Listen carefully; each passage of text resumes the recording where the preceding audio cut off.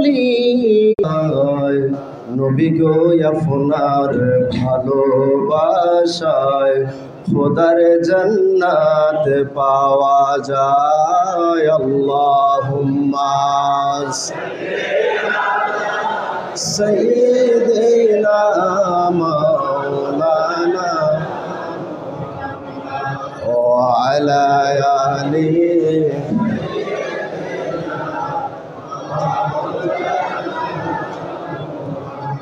উড়ে যাও রে বাংলার হাওয়া, উড়ে যাও রে মদিনা, এ গোলামদের সালাম দিও হাবিবের পাকের আওয়াজায়। আল্লাহুম্মা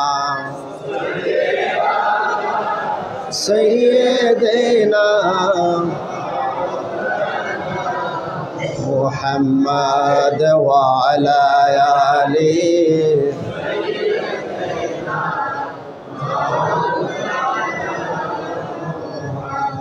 লা ইলাহা ইল্লাল্লাহ, লা ইলাহা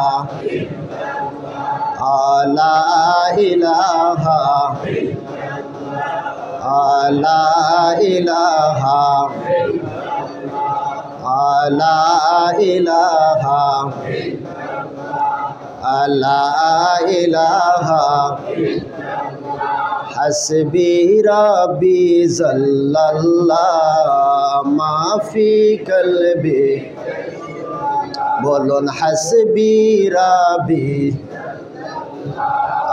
মা ফি কলবি গায়রুল্লাহ, নূর মুহাম্মদ লা ইলাহা লা ইলাহা লা ইলাহা লা ইলাহা ইল্লাল্লাহ মুহাম্মাদুর রাসূলুল্লাহ সাল্লাল্লাহু তাআলা আলাইহি ওয়াসাল্লাম। সকলে পড়ি আলহামদুলিল্লাহ।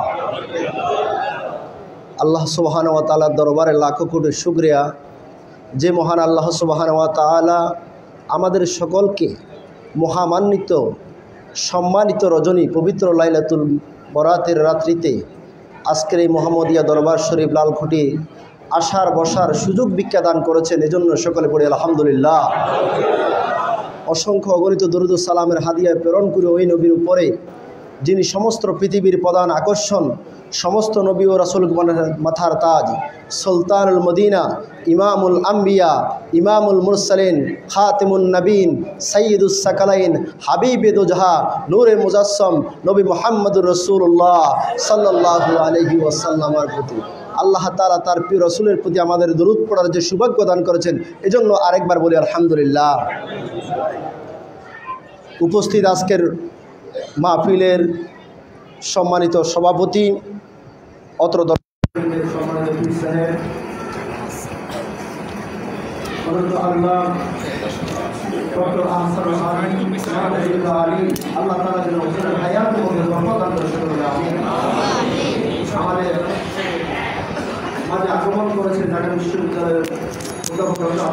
তার আল্লাহ তাআলা যেন হুজুরের আগমন কবুল করে সকল বলে আমিন। আর অসংখ্য উলামায়ে কেরাম, পীর মাশায়েখ আজকের এই মুহতি মাহফিলে এসে উপস্থিত হয়েছেন। আল্লাহ তাআলা যেন আমাদের প্রত্যেকের হাজিরিকে প্রিয় নবীর সদাকায় আল্লাহ তাআলা যেন আমাদের হাজিরিগুলোকে কবুল করে সকল বলে আমিন। সম্মানিত হাজিরিন, হুজুর কেবলা নির্দেশ দিয়েছেন আমরা শুধু সাক্ষাৎ পরিচিতি, ইতিপূর্বে আপনাদের মাঝে অনেকবার আমি আসি মাঝে মাঝে দোয়া নেওয়ার জন্য, আজকেও আসা হয়েছে দোয়া নেওয়ার জন্য। এই শবে বরাতের রাত্রিতে যেন আমরা একে অপরের জন্য দোয়া করতে পারি, আর এই দোয়াই হচ্ছে মমিনের জন্য সবচেয়ে বড় সাফল্য। জোরে বলে সুবহানাল্লাহ। কারণ মমিনরা দোয়া করতে কাপন্ন করে না, মমিনরা দোয়া করতে কাপন্ন করে না। কে বড়, কে ছোট, কে পয়সাওয়ালা, কে গরিব, মমিনের দরবারে এগুলো নেই, এগুলো হচ্ছে শয়তানের দরবারে। কথা বলুন ঠিক কিনা? এই জন্য অনেকের গায়ে জ্বালা শুরু হয়ে যায় যখন আউলিয়া কেরামের দরবারে লক্ষ লক্ষ মানুষরা আউলিয়াদের পিছে পিছে ঘুরে, তোমার মতন মানুষের পিছে তো কেউ ঘুরে না। আউলিয়ার জীবন দশায় বেঁচে থাকা অবস্থায় লক্ষ লক্ষ সালেকরা আউলিয়াদের পিছনে ঘুরে, শুধু না দুনিয়ার থেকে পর্দা করার পরে, কবরে যাওয়ার পরে, মাজারে পাকে যাওয়ার পরেও আর চেয়েও বেশি বেশি মানুষ তাদের দরবারে যায়। কথা বলুন ঠিক কিনা? এটি হচ্ছে আউলিয়াদের অন্যতম কারামত। জোর বলি সুবহানাল্লাহ। আল্লাহ সুবহানাহু ওয়া তাআলা আউলিয়া কিরামকে যারা আল্লাহর ওলি হয়ে যায়, বন্ধু হয়ে যায়, তাদেরকে বলে লা খাউফুন আলাইহিম, তাদের ভয় নাই দুনিয়া এবং আখিরাতে। আল্লাহর ওলিরা যারা আল্লাহকে রাজি করতে পেরেছে, আল্লাহকে যারা সন্তুষ্টি করতে পেরেছে, আর আমি আপনার কথা আমার মতো কথা কে শুনবে? আমার সাথে তো আপনার সাথে আল্লাহ সম্পর্ক নাই। আপনি আমি যখন লুঙ্গির অবস্থা ঠিক থাকে না, আমার জামার অবস্থা ঠিক থাকে না, তখন আল্লাহর ওলিরা আল্লাহর সাজদা অবরত থাকে। কথা বলুন ঠিক কিনা? তো তার কথা মানুষ শুনবে না, তার পথে মানুষ হাঁটবে না, তার পিছনে মানুষ ঘুরবে না, আপনার পিছনে ঘুরবে? সম্মানিত হাজিরিন, আজকের এই লাইলাতুল বরাতের রাত্রিতে আমরা এই মর্যাদাপূর্ণ রাত্রে রাসূল পাক সাল্লাল্লাহু আলাইহি সাল্লাম এবং অনেকগুলো সহিহ হাদিস এই নেসফে শাবান সম্পর্কে অনেকগুলো কিতাবের মধ্যে, তিরমিজি শরীফের মধ্যে, অন্যান্য কিতাবের মধ্যে অনেকগুলো হাদিস কোড হয়েছে। আমি গত 3 দিনের আপনাদের গত সপ্তাহের হুজুরের ক্লাসগুলো আমি দেখেছি। হুজুরের শবে বরাত সম্পর্কে অসংখ্য দলিল হাদিস দিয়ে আপনাদের ক্লাসগুলো নিয়েছেন। কথা বলুন ঠিক কিনা? এই ক্লাসগুলোর পরে আজকে আমরা ওয়াজ যেগুলো করবো, এগুলো হুজুর অলরেডি গত সপ্তাহে আপনাদেরকে ক্লাস দিয়ে শেষ করে দিয়েছেন। জোরে বলি সুবহানাল্লাহ। আমরা আসছি আপনাদের মতন, আপনারা যেমন দূর থেকে এসে দোয়ার জন্য আসেন, আমরাও দোয়ার জন্য আসি। আল্লাহ সকলের দোয়া কবুল করে সর্বদা আমিন। রাসূল পাক সাল্লাল্লাহু আলাইহি ওয়াসাল্লাম হাদিসে পাকের মধ্যে এসেছে, আম্মাজান জিজ্ঞেস করছিল যে এত গভীর রাত আল্লাহ রাসূল সাল্লাল্লাহু আলাইহি ওয়াসাল্লাম জান্নাতুল বাকিদের মধ্যে দোয়া করতেছেন, উম্মতের গুনাহেগারদের জন্য দোয়া করতেছে রাসূল পাক সাল্লাল্লাহু আলাইহি ওয়াসাল্লাম। এই দোয়াগুলো রাসূল পাক সাল্লাল্লাহু আলাইহি ওয়াসাল্লাম শাবানের মধ্যরাত্রিতে কেন দোয়া করলেন? সে দোয়াগুলো আমাদের শিক্ষা কি? আমরা কি নেসফে শাবানের রাত্রেবেলা ঘুমাবো? যারা ঘুমায় তাদের দলে আমরা নাই, যারা জাগ্রত থাকে তাদের দলে আমরা আছি। কথা বলুন ঠিক কিনা? ওলিদের দরবারে রাতের গভীরে জাগ্রত থাকা ওলিদের শিক্ষা, রাসূল পাকের শিক্ষা, সাহাবীদের শিক্ষা, সেই পথে আমরা আছি। কথা বলুন ঠিক কিনা? আর যারা মসজিদে তালা মেরে বাসা যায় ঘুমায়, তাদের দলে আমরা এতগুলো হাদিসের দলিল দেওয়ার পরেও যারা রাসূল পাক সাল্লাল্লাহু আলাইহি ওয়াসাল্লামের একটি হাদিস থাকলেও তো আপনাকে আমল করতে হবে, সে জায়গায় এতগুলো হাদিস পাওয়ার পরেও আর যারা লাইলাতুল এই নেসফে শাবানের রাত্রি তিনি আসে না নিয়ে, যখনই আসে শাবান মাস তখনই তাদের অবস্থা খারাপ। আমি জানি না শয়তান চায় যেন উম্মত যেন আমল না করে, আর আল্লাহর ওলিরা চায় রাতভর তাদের দরবারে নয়, শুধু প্রত্যেক জায়গায় জায়গায় যেন মানুষ জাগ্রত অবস্থায় আল্লাহকে স্মরণ করে, রাসূল পাকের দরুদ করে, জিকির ইস্তেগফার করে, তাদের জন্য সুব্যবস্থা করে দেয়। কথা বলুন ঠিক কিনা? শয়তান খুশি ইবাদত না করলে আল্লাহর ওলিরা খুশি ইবাদত করলে। কথা বলুন ঠিক কিনা? এজন্য প্রত্যেক আউলিয়া কেরামের দরবারে আজকে দেখেন মহাসমারোহে শবে বরাতের এই রাত্রিটা উদযাপন হয়। মহাসমারোহে কেন? কারণ হচ্ছে মানুষরা যখন ঘুমের মধ্যে চলে যায়, মানুষরা যখন দুনিয়ার এই ফিতনা ফাসাদের মধ্যে চলে যায়, মানুষদেরকে যখন এই বরকতপূর্ণ রাত থেকে মানুষকে গুমরাহির পথে নিয়ে যায়, তখনই আমাদের পীর মাশায়েখগণ আউলিয়া কেরামগণ আমাদেরকে ধরে ধরে বাড়ি থেকে নিয়ে এসে জানে আমরা যদি বাড়ি থাকতাম তাহলে কেউ রাতের বেলা জাগ্রত থাকতাম না। আর আল্লাহর ওলির দরবারে ভয়ে হলো আল্লাহর ভয়, আউলিয়া কেরামের ভয়, পীর মুর্শিদের ভয়ে আমরা জাগ্রত থাকি। আসলে এই ভয়টা দুনিয়ার ভয় না, এই ভয়টা হচ্ছে মাওলার দিদারের ভয়। কথা বলুন ঠিক কিনা? সম্মানিত হাজিরিন, আল্লাহ তাআলা আমাদের এই বরকতপূর্ণ রাত্রিতে যেন আমাদের সকলের নাজাতের উসিলা হিসেবে কবুল করে সকল বলে আমিন। হাদিসে পাকের মধ্যে রাসূল পাক সাল্লাল্লাহু আলাইহি ওয়াসাল্লাম দীর্ঘ সময় সিজদার মধ্যে ছিলেন। আম্মা জান আয়েশা সিদ্দিকা রাদিয়াল্লাহু তাআলা ভাবলেন যে ইয়া রাসূলুল্লাহ, রাসূল সাল্লাল্লাহু আলাইহি ওয়াসাল্লামের কোনো খোঁজখবর নাই, একদম কোনো আওয়াজ নাই, কি অবস্থা? এমনভাবে সিজদারত আছে। আম্মা জান রাসূল পাকের একটু আঙ্গুল মুবারক দিয়ে একটু দেখলেন যে রাসূল পাক আসলে কোন অবস্থায় আছে। দেখলেন রাসূল পাক সাল্লাল্লাহু আলাইহি ওয়াসাল্লাম দেখলেন যে না, তিনি জাগ্রত অবস্থায় আছে, তিনি সেজদারত অবস্থায় আছে, উম্মতের মুক্তির জন্য আল্লাহর কাছে কন্দরত অবস্থা আছেন। জোরে বলি সুবহানাল্লাহ। যে জায়গায় আমার রাসূল পাক সাল্লাল্লাহু আলাইহি সাল্লাম সারা রাত জাগ্রত থেকে উম্মতের জন্য দোয়া করছে, সে জায়গায় উম্মত হয়ে রাসূল পাকের উম্মত দাবি করে আমার আর আপনার ঘুম যাব না, জাগ্রত থাকবো। আমরা ঘুম যাব না, জাগ্রত থাকবো। আর জাগ্রত থাকার জন্য আমরা প্রত্যন্ত অঞ্চল থেকে, বিভিন্ন জায়গা থেকে, বাসা বাড়ি থেকে আজকের এই মোহাম্মদিয়া লালকুটি দরবারে এসে উপস্থিত হয়েছি। আল্লাহ তাআলা যেন আমাদের এই হাজিরিগুলো রাসূল পাকের নেগাহে করমে, এই দরবারের আউলিয়া কেরামের নেগাহে করমে আল্লাহ যেন আমাদের সকলকে দুনিয়া এবং আখিরাতে তরক্কি দান করে, সকল বলে আমিন। আর কথা দীর্ঘায়িত না করে সংক্ষিপ্ত কথা সংক্ষিপ্তভাবে শেষ করে আমার জন্য সকলে দোয়া করবেন। আমি সবার নিকট দোয়া আছে, আমার সংক্ষিপ্ত বক্তব্য এখানে শেষ করলাম। ও আখিরে দাওয়ানা আলহামদুলিল্লাহ রাব্বিল আলামিন। আসসালামু আলাইকুম ওয়া রাহমাতুল্লাহ। আমাদের পাশে আসছেন জামালপুর থেকে আমাদের শুক্রবার দরবারের খলিফাউল দুজনই আপনাদের সাথে একটু শুভেচ্ছা বিনিময় করবেন।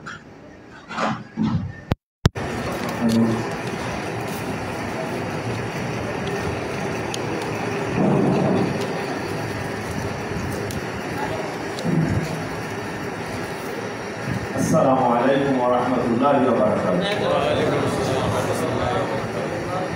সবাই ভালো আছেন ইনশাআল্লাহ? আলহামদুলিল্লাহ। আসলে হযরত বলছেন এখানে দাঁড়ানোর যোগ্যতা আমার নাই। আমি খুবই নগণ্য একজন মানুষ, ছোট একজন মানুষ। আর এইখানে আমি প্রথম আসছি, যদিও এই এলাকাতে আমি বড় হয়েছি, কিন্তু এইখানের সাথে আমার পরিচিতি ছিল না। আমি পশুপাড় কাঠকমনিতে আমাদের বাসা, আমি সেখানেই থাকতাম দীর্ঘদিন, নিজেদের বাড়ি। এইখানের সাথে আমার গত 28শে ডিসেম্বরের আগে স্যারের সাথে আমি ফেসবুকের মাধ্যমে পরিচিতি লাভ করি। আর এইখানের সাথে একটা সম্পর্ক আছে লালকুঠি। আমি ময়মনসিংহ সর্বগঞ্জে এনায়তপুরে স্থিত ছিলাম। ময়মনসিংহ সর্বগঞ্জে লালকুঠি পাক দরবার শরীফের একজন ছোট্ট খাদেম, কিছু না, সেইখানকার মতো পরিচয় দেওয়ার মতো আমার কিছু নাই। তো আমি আমার বাড়িতে বাৎসরিক একটা প্রোগ্রাম করি প্রতি বছর। সেখানে আলোচক হিসাবে বিভিন্ন সময় বিভিন্ন জনকে, আমাদের সুন্নিয়তের মধ্যে যারা আছেন তাদেরকে আমি আহ্বান করি, বা সেইখানে তাদের থেকে অমীয় বাণীগুলি আমরা শোনার চেষ্টা করি। আমি ফেসবুকে যখন স্যারের ইউটিউবের মাধ্যমে জিনিসগুলি দেখতেছিলাম তখন আগ্রহ জাগে। আমার এলাকার সবাই জানতে চান যে স্যারের কথা শুনবো। তখন স্যারের সাথে যোগাযোগ করি এবং স্যারকে দাওয়াত করার পরে মেহেরবানি করে দয়া করে উনি আমার বাড়িতে, গ্রামের বাড়িতে তাশরিফ নিয়েছিলেন। তারপরে গত 7, 8, 9 আমার হুজুর কেবলা জামালপুরে উনি হিজরত করছেন, ওইখানে একটা দরবার করছেন। সেই দরবারে বাৎসরিক ওরস ছিল, সেখানেও হুজুরের কিছু পদধূলি আমরা নিতে পারছি আমার হুজুর কেবলার দাওয়াতের বরকতে। সেখানেও হুজুর গেছিলেন। আমি গতকাল ঢাকায় আসছি, স্যারের সাথে আলোচনা হয়েছিল এই প্রোগ্রাম সম্পর্কে। আমি বলছি স্যার আমি থাকবো ইনশাআল্লাহ, আমি আপনার দরবারে যাব, আপনার বরকত নেওয়ার জন্য যাব, দোয়া নিতে যাব। আজকে সেই দোয়া নিতে আসছি, কিন্তু এইভাবে আদিষ্ট হব এইটা কল্পনা করিনি। এটা আমার জন্য অনেক বড় পাওয়া। আমি আপনাদের থেকে দোয়া নেওয়ার জন্য এইখানে হুজুরের আদিষ্টে দাঁড়ানো। তবে আজকের দিনটা আমাদের সার্থক হবে, সফল হবে, এতটুকু বলবো যে আমরা যদি আমাদের আত্মাকে শুদ্ধ করতে পারি। আল্লাহ তাআলা দুনিয়াতে মানুষকে পাঠাইছেন 3টা স্টেপ দিয়ে: শুদ্ধ আত্মা, অশুদ্ধ আত্মা এবং পরিশুদ্ধ আত্মা। শুদ্ধ আত্মার অধিকারী সকল আদম সন্তান, জন্মগতভাবে সকল আদম সন্তান শুদ্ধ আত্মার অধিকারী। যতদিন পর্যন্ত না তাদের উপর ফরজিয়াত বর্তাইছে, আল্লাহ পাকের হুকুম না বর্তাইছে, ততদিন পর্যন্ত তারা আত্মাটা শুদ্ধ। যখন শরীয়ত তাদের উপরে বর্তাইল আর শরীয়ত সে মানল না, তারপরে থেকে তার আত্মাটা অশুদ্ধ হতে থাকলো। আর শুদ্ধ আত্মার অধিকারী যে সে জান্নাতি হবে, কিন্তু অশুদ্ধ আত্মা তার জন্য আখিরাতের জন্য কঠিন ফাইসালা আছে। আর এই অশুদ্ধ আত্মাকে যারা শুদ্ধ করতে পারবে তারাই মুসলিম, তারাই মুসলমান। আর তাদের জন্য আল্লাহ তাআলা ভালো ব্যবহার রাখছেন, আখিরাতে জান্নাতি নিয়ামত রাখছেন।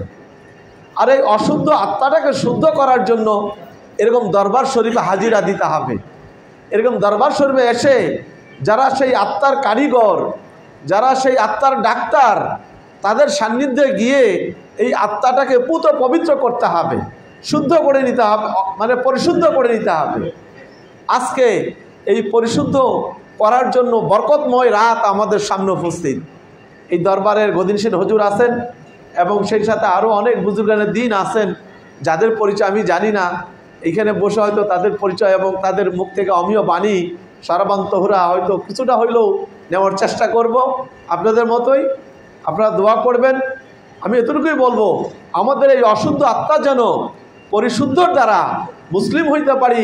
আর যদি মুসলিম হয়ে আজকের এই পবিত্র রাতে যদি আমরা আবাদত করতে পারি, আমাদের আবাদতগুলি মাওলার দরবারে কবুল হবে। কি বলেন, ঠিক না? আল্লাহ তাআলা আমাদেরকে প্রত্যেকের নেক আমল বেশি বেশি করার তৌফিক দান করেন এবং আল্লাহর ওলিদের সহবতে থেকে আমাদের এই অশুদ্ধ আত্মাকে পরিশুদ্ধ করে পরকালে যাওয়ার জন্য সুযোগ করে দেন। এই বলে আমি সকলের কাছে দোয়া চাচ্ছি, আমি হুজুর কেবলার কাছে দোয়া চাচ্ছি এবং আমাদের সকল উম্মতি মুহাম্মদীকে যেন আল্লাহ তাআলা মাফ করেন। এই ওসিলায়, আজকে এই রজনীর ওসিলায় আমাদের পূর্বপুরুষ এবং যারা জীবিত আছেন সকলকেই যেন মাফ করে দেন। ও আখির দাওয়ানা আলহামদুলিল্লাহি রাব্বিল আলামিন। আসসালামু আলাইকুম ওয়া রাহমাতুল্লাহি ওয়া বারাকাতুহু।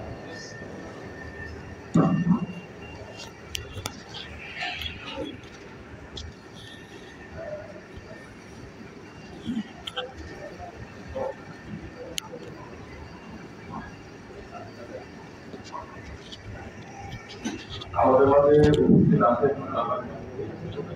বিশ্ব সালেক মসজিদ, বিশ্ব সালেক মসজিদের মুফতি সাহেব হুজুরও আছেন। আলামী মুড়ি এখন তার শাহজাদা সংক্ষেপে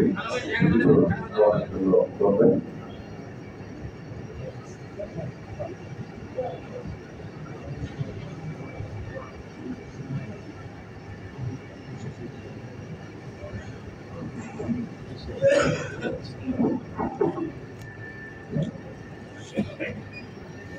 السلام عليكم ورحمة الله وبركاته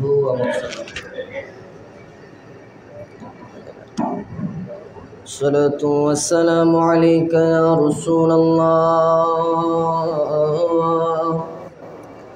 الصلاة والسلام عليك يا حبيب الله، الصلاة والسلام عليك يا شافع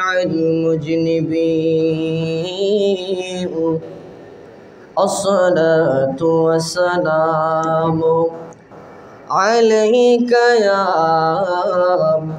رحمة للعالمين، اللهم صل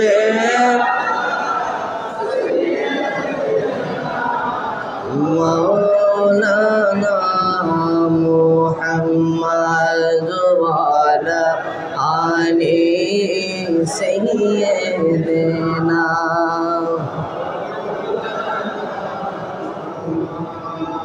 আরো মায়ের সুরে মোহাব্বতে বলি আল্লাহুম্মা সাল্লি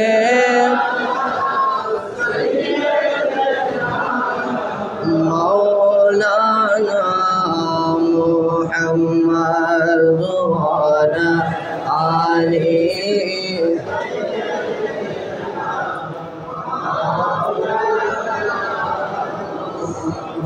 করনা গিয়া আকান্দর মন কে আছে তোর আপনা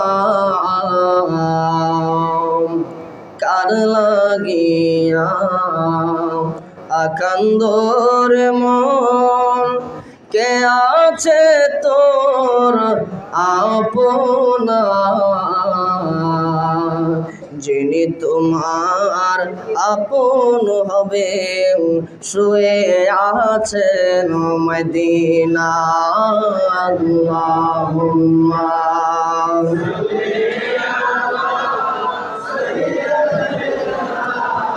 মাওলানা মুহাম্মদ ওয়ালা আলি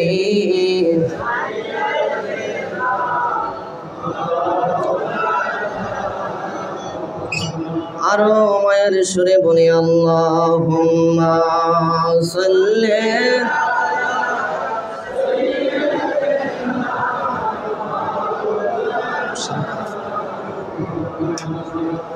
وعلى آل سيدنا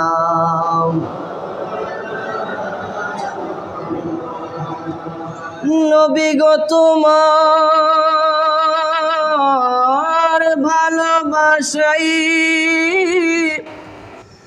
জীবনের গুনাহ ঝরে যায় নবী গো তোমার ভালোবাসায় ওয়াসাল করনি जो बापाय अल्लाहुम्मा सल्ली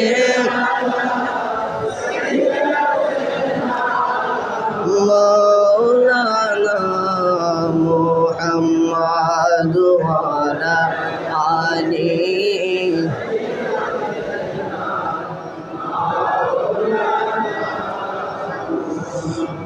मोहब्बते कल्बेर दिके ख्याल करे जिकिर करब ला इलाहा जबान खोले ला इलाहा मरहबा ला इलाहा ला इलाहा কত সুন্দর মদিনা আমি গোলাম যাইতে পারলাম না বলুন কত সুন্দর মদিনা আমি গোলাম যাইতে পারলাম না মুর্শিদ হালিম জানে ঠিকানা আমার মুর্শিদ জানে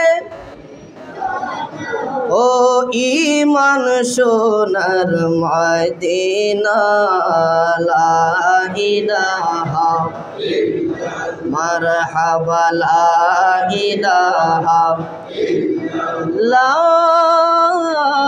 ইলাহা ইল্লাল্লাহু মুহাম্মাদুর রাসূলুল্লাহ সাল্লাল্লাহু আলাইহি ওয়াসাল্লাম। সকলে জবান খুলে মহব্বতে বলি আলহামদুলিল্লাহ। আমি সংক্ষিপ্ত সময় শুধুমাত্র আপনাদের সাথে একটু শুভেচ্ছা বিনিময়ের জন্যে এই পবিত্র লাইলাতুল বরাতের রাত্রে আমরা সকলেই মোহাম্মদিয়া দরবার শরীফে বসেছি। আল্লাহ তৌফিক দিয়েছেন, এই জন্য বসেছি। আমার ডান পাশে যিনি আজকের এই সভা সদারত করছেন, আসলে নেতা কাকে বলে, লিডার কাকে বলে? Who knows the way, who goes the way, who shows the way. যে রাস্তা জানে, যে রাস্তায় চলে এবং যে অপরকে রাস্তা দেখায়, জোরে বলেন সুবহানাল্লাহ। আমরা নিঃসন্দেহে বলতে পারি সকল দিক দিয়ে আমাদের প্রফেসর ডক্টর আহসানুল হাদি মুদ্দাজিল্লাহুল আলী বর্তমান যিনি গদিনিসীন, তিনি আপনাদেরকে যারা দরবারের মুরিদান আছেন, এলাকাবাসী আছেন, উনি কি আমাদের জন্য নিয়ামত না কিয়ামত? আরো জবান খুলে বলেন নিয়ামত না কিয়ামত? আমরা ওনার সদারতে থাকতে পেরে খুশি না বেজার? নারে তাকবীর, নারে রিসালাত, মুহাম্মদিয়া দরবার শরীফ। সংক্ষেপে কথাগুলো বলছি। জিজ্ঞাসা করা হলো সবচাইতে শক্তিশালী বস্তু কি? বলা হলো সবচাইতে শক্তিশালী বস্তু হচ্ছে পাহাড়। এই পাহাড় দিয়ে আল্লাহ পাক জমিনকে পেরেক দিয়ে জমিনকে আটকে দিয়েছেন যেন বান্দা চলাচল করতে পারে। তারপরে বলা হলো এর পাহাড় কি সবচাইতে শক্তিশালী? তার চাইতে কি শক্তিশালী নাই? বলা হলো হ্যাঁ, তার চাইতে শক্তিশালী রয়েছে। কি? তো তার চাইতে শক্তিশালী হচ্ছে লোহা। কোরআন একটা সূরা আছে, সূরা আল হাদিদ। যারা ফিজিক্স আছেন, যারা সায়েন্সের স্টুডেন্ট আছেন, ফিজিক্স নিয়ে লেখাপড়া করেছেন, এই লোহার সম্পর্কে কোরআনে বলা আছে। বলা হলো লোহাই কি সবচেয়ে শক্তিশালী? বলা হলো না, লোহার চেয়ে শক্তিশালী আগুন। আগুন লোহাকেও গলিয়ে দেয়। বলা হলো আগুন কি সবচাইতে শক্তিশালী? বলে না, আগুনের চেয়ে শক্তিশালী পানি। পানি আগুনকেও নিভিয়ে দেয়। বলা হলো পানি কি সবচেয়ে শক্তিশালী? বললো না, পানির চেয়ে শক্তিশালী হচ্ছে বাতাস। বাতাস যখন বাড়ি দেয় ঢেউ তরঙ্গের সৃষ্টি হয়। বললো বাতাসই কি শুধু শক্তিশালী? তার চেয়ে শক্তিশালী কি নাই? বললো তার চাইতে শক্তিশালী হচ্ছে আল্লাহর সৃষ্টি মানুষ। বলেন সুবহান। না চাইতে আল্লাহ রাব্বুল আলামিন আমাদেরকে মানুষ বানিয়েছেন, আশরাফুল মাখলুকাত বানিয়েছেন। তারই সাথে সাথে যিনি সৃষ্টির আদি, যিনি সৃষ্টির মূল, যিনি সৃষ্টির কল্যাণ কারক, যার বাহন ছিল বুরাক, যার সফর হয়েছে মেরাজ, যার গমন হয়েছে সিদরাতুল মুনতাহায়, যেই নবীর লক্ষ্যস্থল ছিল কাবা কাউসাইন, যেই নবীর উদ্দেশ্য ছিল আমার আল্লাহ পাকের দিদার। বলুন সুবহানাল্লাহ। আমার নবীর সে রাহমাতুল লিল আলামিনের উম্মত হিসেবে আল্লাহ পাক আমাদেরকে কবুল করেছেন। এই জন্য সকলে সমস্বরে একবার পড়ি কালেমাতুশ শুকুর আলহামদুলিল্লাহ। আমি লাইলাতুল বরাত নিয়ে বেশি কিছু বলবো না। অনেক আলেম ওলামাগণ রয়েছেন, পীর মাশায়েখগণ রয়েছেন, বিশেষ করে শম্ভুগঞ্জ দরবার শরীফের সম্মানিত খলিফা, আরও অনেক ওলামায়ে কেরাম, ডক্টর আতাউর রহমান মিয়াজি স্যার সহ যারা যারা দূর দূরান্ত থেকে আগত আল্লাহ প্রেমিক, রসুল প্রেমিক, অলি প্রেমিক আমার নওজওয়ান বন্ধুরা, আপনাদেরকে আমি একটু মনোযোগ আকর্ষণ করব। আল্লাহর ওলির দরবারে এসেছি। আল্লাহ রসুল বলেন ইত্তাকু বিফারাসাতিল মুমিনে ফাইন্নাহু ইয়ানজুরু বিনূরিল্লাহ। আল্লাহর ওলিদের কদমে কেন যাব, আল্লাহর ওলিদের কদমে কেন বসবো? আজকে মিডিয়া খুললে, আজকে ফেসবুক খুললে, আজকে ইউটিউব খুললে দেখা যায় এক শ্রেণীর মানুষ আমাদেরকে বেদাতি বলে গালি দেয়, এক শ্রেণীর মানুষ পাক পাঞ্জাতনকে মহাব্বত করলে আমাদেরকে শিয়া বলে গালি দেয়, এক শ্রেণীর মানুষ আমাদেরকে আল্লাহর ওলির মাজারে গেলে মাজার পূজারি বলে গালি দেয়। তাদের দৃষ্টি আকর্ষণ করছি, আপনাদের দৃষ্টি আকর্ষণ করছি, এই হাদিস থেকে রসুল বললেন ইত্তাকু বিফারাসাতিল মুমিনে ফাইন্নাহু ইয়ানজুরু বিনূরিল্লাহ। কোন মুরিদ, কোন প্রেমিক যখন আল্লাহর ওলির কদমে যায়, তার আল্লাহর ওলির কদমে গেলে তার পরিবর্তন হইতে এত বছর লাগে না, তাহলে আল্লাহর ওলি কেন তাকে 12 বছর, 14 বছর, 15 বছর, 20 বছর, 30 বছর গোলামি করায়? এই গোলামিটা এই জন্য করায় যে তাকে যদি আমি কোনো দায়িত্ব দেই, সে দায়িত্ব পালন করতে পারার উপযুক্ত কিনা এইটা দেখার জন্য দেওয়ায়। কিন্তু প্রকৃত অর্থে একজন আল্লাহর ওলির কদমে এক সেকেন্ড যদি কোনো মুরিদ বসে, সেই লোকটাও আল্লাহর ওলি হয়ে যায়। এতে কোনো সন্দেহ আছে? এই জন্য বন্ধু আল্লাহর ওলির দরবারে এসেছি। প্রথমত লাইলাতুল বরাতের রাত। এই লাইলাতুল বরাতে কি হবে? এই লাইলাতুল বরাতে মালাকুল মউত আজরাইলের হাতে একটা লিস্টি আমার আল্লাহ দিবেন। এই লিস্টিতে আগামী বছর, এই বছরের ভিতরে কাদের কাদের রূহ কবজ করতে হবে সেই সম্পর্কে আল্লাহ একটা লিস্টি দিবেন। বান্দার রিজিকের লিস্টি দিবেন, কারা দুনিয়াতে আসবে তাদের লিস্টিও দিবেন। তাহলে এমনও হয়ে যেতে পারে আজকের এই মুহাম্মদিয়া দরবারের এই বসার, আজকের এই লাইলাতুল বরাতের রাত্রটা আমাদের জন্য জীবনের শেষ রাত্র হইতে পারে কি পারে না? আরও জবান খুলে বলেন, পারে কি পারে না? তাহলে আল্লাহর কাছে শুকরিয়া। আল্লাহ সৃষ্টির শ্রেষ্ঠ জীব মানুষ বানাইলেন, রাহমাতুল লিল আলামিনের উম্মত বানাইলেন। আবার আল্লামা আব্দুল হালিম রহমতুল্লাহ আলাইহির মাজারের সামনে বসে, ওনার জিয়ারতে বসে, ওনারই সাহেবজাদা আল্লামা প্রফেসর ডক্টর আতাউর রহমান আল্লামা ডক্টর আহসানুল হাদি মুদাজিল্লাহুল আলী কিবলার সদারতে বসে আজকে আমরা দু একটি কথা বলতে ও শুনতে পারছি, এই জন্য পড়ি আলহামদুলিল্লাহ। বন্ধুরা, আল্লাহর ওলির দরবারে আসব। আমি সংক্ষেপে মাত্র 5 মিনিট সময়ে আপনাদেরকে একটি জিনিস আমি বলে দিব, আল্লাহর ওলির দরবারে আমরা কেন যাব। একটু দুরূদ পড়ব। আল্লাহুম্মা সাল্লি মাওলানা মুহাম্মদ ওয়া আলা আলি মাওলানা। আমার যুবক ভাইয়েরা, অল্প সময় একটা প্রেম আপনাদেরকে দেয়া যায়। একজন আল্লাহর ওলি ওনার খালাম্মার বাসার দিকে যাওয়ার জন্যে যখন রাস্তা দিয়ে রওনা হয়ে গেলেন, যাইতে যাইতে যাইতে যাইতে একটা পর্যায়ে আকাশ থেকে একটা পাখি ওনার গায়ের মধ্যে ওই বিষ্ঠা আপনার ফালাই দিল, সাথে সাথে কাপড়টা খারাপ হয়ে গেল। ওই পাখিকে আল্লাহর ওলি বদদুয়া দিয়ে সামনের দিকে চলে গেছেন। যাওয়ার পরে তাকায় দেখা যায় একটা কূপের মধ্যে কিছু পানি। ডাক দিয়ে বলতেছেন, ঘরের ভিতরে কে আছেন, আমার একটু পানি দেন। এইবার ভিতর থেকে কোরআন তালাওয়াতের আওয়াজ শোনা যায়। জোরে বলেন মারহাবা। ভিতর থেকে কোরআন তালাওয়াতের আওয়াজ শোনা যায়। একবার, দুইবার, তিনবার যখন ঘরের ভিতরে পানি চাওয়ার জন্য আল্লাহর ওলি আহ্বান করলেন, ওই ভিতর থেকে কোনো আওয়াজ আসে না। হঠাৎ করে ডাক দিয়া বলে, পানি আছে কিন্তু দেওয়া যাবে না। ও বন্ধুরা, একটা কথা আপনারা হয়তো আমার সাথে একমত হবেন, বাড়ি দিতে না করলেও, গাড়ি দিতে না করলেও, টাকা দিতে না করলেও পানি দিতে কিন্তু কেউ না করে না। কথা বলেন ঠিক কিনা? পানি দিতে কেউ না করে না। আল্লাহর ওলি যখন পানি চাইলেন, ওই মহিলা ঘরের ভিতর দিকে ডাক দিয়ে বলে, পানি আছে কিন্তু দেওয়া যাবে না। এবার আল্লাহর ওলি বাহির দিকে ডাক দিয়া বলে, পানি আছে দেওয়া যাবে না, তারপরও কোরআন পড়ো। বান্দাকে পানি না দিয়া কোরআন পড়ো, এই কোরআন পড়লে কোনো লাভ হবে না। ভিতর থেকে মহিলা ডাক দিয়া বলে, ও আল্লাহর ওলি, আমি কিন্তু পাখি না, আমারে তুমি নজর দিয়া জ্বালায়া দিবা। আল্লাহর ওলি পায়ের মধ্যে পইরা কান্নাকাটি শুরু কইরা দিছে। গো। বাহিরে দাঁড়ায় চোখের পানি ফালায় ডাক দিয়ে কয়, মা ভুল হয়ে গেছে গো, আমাকে পানি দেওয়া লাগবে না, মেহেরবানি করে বলেন না, আমি এত দূর কিলোমিটার দূরে পাখি জ্বালাইছি, ঘর থেকে বৈশা আপনি দেখলেন কেমনে? ওই মহিলা ঘরের বাহিরে আসলো, পর্দারত অবস্থায় বাহিরে এসে ডাক দিয়ে বলে, ও আল্লাহর ওলি, তুমি যে পাখি জ্বালাইছো আমি কেমনে দেখছি এটা পরে বলবো, আগে বলো না তুমি পাখি জ্বালাইছো কেমনে? জোরে কোন সুবহানাল্লাহ। এই পাওয়ার তো আমার কাছে নাই, আমি কোনো হাসির খোরাক দিচ্ছি না, সময় নষ্ট করব না, শুধু কি মেসেজটা আপনাদেরকে দিতে চাই এই জন্যই অংশটা টানা। এবার ডাক দিয়ে বলে, আপনি কেমনে পাখি জ্বালাইলেন? কয়, আমার জীবনটা আমি আমার মুর্শিদের কদমে কোরবান করে দিয়েছি, আমার মুর্শিদের জীবনটা আমার মদিনাওয়ালা পাক পাঞ্জাতনের কদম মোবারকে কোরবান করে দিয়েছেন, এর বদলতে আল্লাহ ক্ষমতা দিয়েছেন। আল্লাহর ওলিদেরকে আল্লাহ ক্ষমতা দেয় কি দেয় না? আরো জবান খুলে বলেন, দেয় কি দেয় না? ওই মহিলাকে আল্লাহর ওলি ডাক দিয়া বলে, মা আপনি কেমনে ক্ষমতা পাইলেন? কয়ে, বাবা গো, আমি কেমনে ক্ষমতা পাইছি? আমি এত পর্দা সহিত চলি, আমার কোনো পরপুরুষ দেখে না, কিন্তু প্রত্যেক দিন আমি সূর্য দেখার আগে আল্লাহর পবিত্র কোরআন পাক তেলাওয়াত করি। তাহলে কোরআন তেলাওয়াত বেশি বেশি করার দরকার আছে না নাই? আরো জবান খুলে বলেন, আছে না নাই? এই জন্য বন্ধু বুঝাইলাম, মহিলা ঘরের থেকে বসে এত কিলোমিটার দূরে ওই আল্লাহর ওলি পাখি জ্বালায় দিছে, মহিলা দেখতে পারে গো। এই জায়গা থেকে প্রমাণ পেয়ে গেলাম, আল্লাহর ওলিদের চোখের মধ্যে আল্লাহর যে কুদরতি নূর আছে, এই কুদরতি নূর দিয়া কারো দিকে রাগের নজরে তাকাইলে জীবন ছারকার হয়ে যাবে, ধ্বংস হয়ে যাবে। আদবে আউলিয়া, বেয়াদবে শয়তান। ওলি আল্লাহর দরবার নবাবির জায়গা না, ওলি আল্লাহর দরবার হলো গোলামির জায়গা। ইত্তাকু বিফিরাসাতিল মুমিনে ফাইন্নাহু ইয়ানজুরু বিনুরিল্লাহ। ওলি আল্লাহর চোখের ওই বদনজর, রাগের নজরে তাকাইলে জীবন ধ্বংস হয়ে যাবে।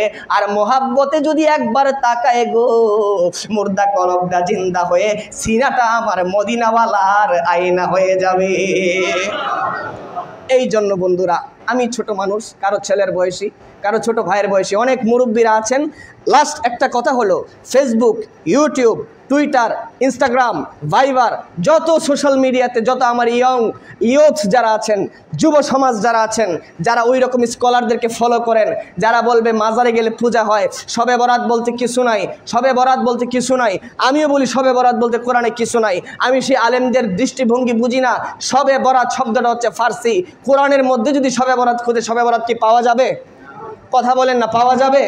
কোরআনের মধ্যে নামাজও নাই, রোজাও নাই, কোরআনের মধ্যে সালাত আছে, কোরআনের মধ্যে সাওম আছে, কোরআনের মধ্যে পীরও নাই, কোরআনের মধ্যে মুর্শিদ আছে। সেইভাবেই আল্লাহ পাক সূরা দুখানের মধ্যে বললেন, ইন্না আনজালনাহু ফি লাইলাতিন মুবারাকা ওয়া ইন্না কুন্না মুনজিরিন। আল্লাহ রাব্বুল আলামিন বরকতময় রাত নাজিল করেছেন।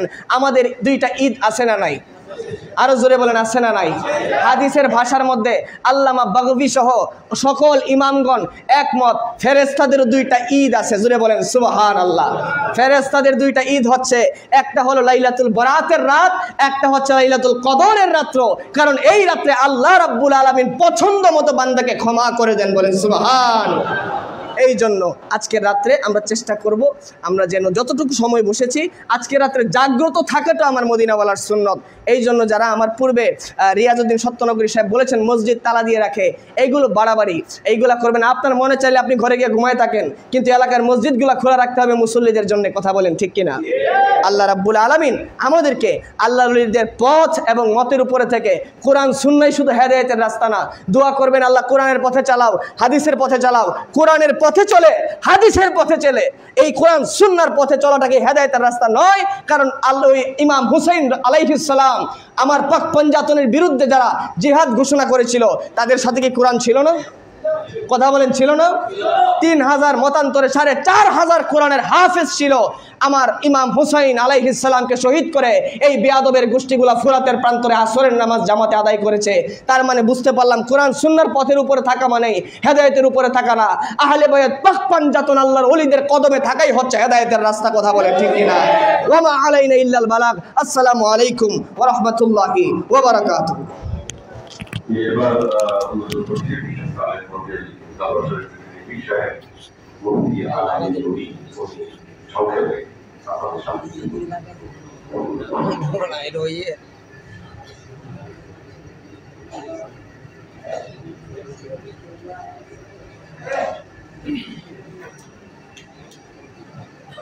আসসালামু আলাইকুম ওয়া রাহমাতুল্লাহি ওয়া বারাকাতুহু। আপনারা সবাই কেমন আছেন? আজকে লাইলাতুল বারাতের রাতে আমরা একে অপরের জন্য দোয়া করাটা হচ্ছে মুখ্য বিষয়, বেশি বেশি নফল আমল করাটা হচ্ছে মুখ্য বিষয়। সবচাইতে বড় আমল তো হয়ে গেছে আল্লাহর ওলির দরবারে আমরা চলে এসেছি করে আলহামদুলিল্লাহ। আজকের এই লাইলাতুল বারাতের রাতে এই মোহাম্মদিয়া দরবার শরীফ লালকুঠি তথা বীরপুর ঢাকার জমিনে একটা মকবুলিয়ত দরবার, এই মোহাম্মদিয়া দরবার শরীফের মধ্যে আপনারা যে যেখান থেকে আজকে এই লাইলাতুল বারাত উদযাপন করার জন্য আপন আপন মুর্শিদের সহবতে এসেছেন, এতে অনেক লাভ। নফল ইবাদত তো হবেই, আপন মুর্শিদের চেহারা দেখার কারণে আপনার আমার জিন্দেগীর গুনাহগুলি মাফ হয়ে যাবে। সুবহানাল্লাহ। এক জমানা সহবতে বা আউলিয়া বেতের আসাদে সালেহ ওয়া আদবেরিয়া, আল্লাহর ওলিদের নজরে করম আমাদের জন্য কত বড় নিয়ামত। হুজুর কেবলা নিজেই ফার্সি বিভাগের প্রফেসর, উনি ভালো আপনাদেরকে নিয়ে, আমি তো আপনারা তো আমাকে চিনেনি, আমিও আপনাদেরকে কম বেশি সবাইকে চিনি, আপনারাও আমাকে চিনেন। হুজুর কেবলা সবসময় আপনাদেরকে নিয়ে প্রতিদিন বাংলাদেশের, আমার জানা মতে, আমার যত দূর জানা, বাংলাদেশের এমন কোনো দরবার নাই যেখানে প্রতি সপ্তাহে 3 দিন মুরিদদেরকে প্রশিক্ষণ দেওয়া হয়। আপনাদের একমাত্র এই মোহাম্মদিয়া দরবার শরীফের মধ্যে বৃহস্পতি, শুক্র এবং শনিবার প্রতি সপ্তাহে 3 দিন ক্লাস একাডেমিক সিস্টেম তরিকতের তালিম দেওয়া হয়। কি ঠিক না ঠিক? আরো জুড়ে বলেন ঠিক না ঠিক? এই প্রশিক্ষণটা যদি আপনারা নিতে পারেন, আমরা যদি গ্রহণ করতে পারি, তাহলে আমাদের কালবি সালিম অর্জন হওয়া সম্ভব। আমাদের প্রশিক্ষণ দরকার। আজকে তরিকতের জগতে, বায়াতের জগতে, মুরিদের জগতে আমরা মুরিদ হয়ে বসে থাকি। আমরা পীরের কাছে যাই দুনিয়ার স্বার্থের জন্য। পীরের কাছে যদি যাওয়ার পর দুনিয়ার স্বার্থ হাসিল না হয়, সেই পীরকে ভালো মনে করি না। আমরা মনে করি এই পীর ভণ্ড, কারামত না, এই পীরে কারামতি দেখাইতে পারে না। কারামতের জন্য কি কয়, আপনার নিজের দুনিয়ার স্বার্থ হাসিলের জন্য পীরের কাছে মুরিদ হয়। অথচ বুখারী শরীফের 2022 নম্বর হাদিসের মধ্যে আল্লাহ রাসূল স্পষ্টই উল্লেখ করেছেন, যারা দুনিয়ার উদ্দেশ্যে পীরের কাছে মুরিদ হয় তাদের দিকে আল্লাহ রাব্বুল আলামিন হাশরের ময়দানে তাকাবেন না। কোন সুবহানাল্লাহ। তা আমরা কি দুনিয়ার উদ্দেশ্যে আসব? কথা বলেন, দুনিয়ার উদ্দেশ্যে আসব? চাকরি করলে দিন সময় শেষে, যেমন রমজানের ঈদ, কোরবানির ঈদ, এই ঈদে বিশেষ করে এই 2 ঈদের মধ্যে চাকরি করলে বোনাস দেয় না একটা আমাদেরকে? কথা বলেন, বোনাস আছে কি না? বোনাস আছে।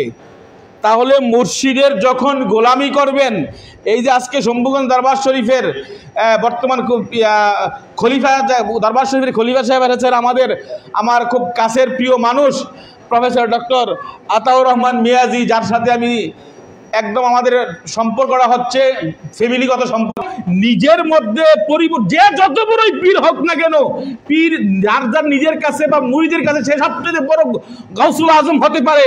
নিজ মুর্শিদকে সকল পীরের চাইতে বরং মনে করতে হবে, এটা হচ্ছে তরিকতের আদব। কিন্তু যখন সব পীর মাশায়েখ একত্রিত হয়, সকলের প্রতি শ্রদ্ধা রেখে একে অপরের সাথে মুহাব্বতের সম্পর্ক তৈরি করতে পারলে হাশরের ময়দানে এর ফায়সালা হচ্ছে আল্লাহ রাব্বুল আলামিন কোনো এক মুহাব্বতের কারণে আমাদেরকে ক্ষমা করে দিবেন। কারণ সুবহানাল্লাহ। আল্লাহ আপনার ইবাদত চায় না। আজকে সারা রাত বসে আপনি আল্লাহর ইবাদত করেন, নামাজ পড়েন, রোজা রাখেন, এই কি অন্যান্য ওজিফা কালাম করেন, এইগুলি আল্লাহ তাকায় না। আল্লাহ বলেছেন, ওমা খালাকতুল জিন্না ওয়াল ইনসা ইল্লা লিয়াবুদুন, ইবাদতের জন্য মানুষ বানাই নাই। ইল্লা লিয়াবুদুনের অর্থ হচ্ছে আউলিয়ারিফুন, ও বান্দা আমি তোমাদেরকে বানাইছি আমার প্রেমের পরিচয় পাওয়ার জন্য। কারণ সুবহানাল্লাহ।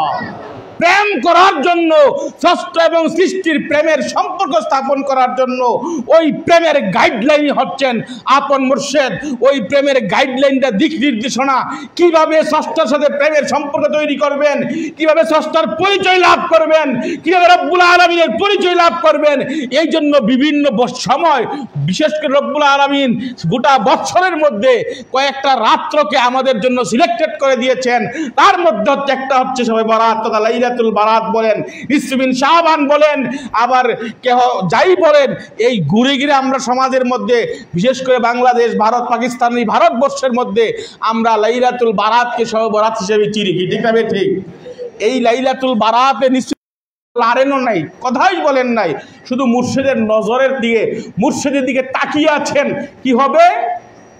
কারতুখাহি হামনশিনি বা খুদা গুনশিনি দর হুজুরে আউলিয়া।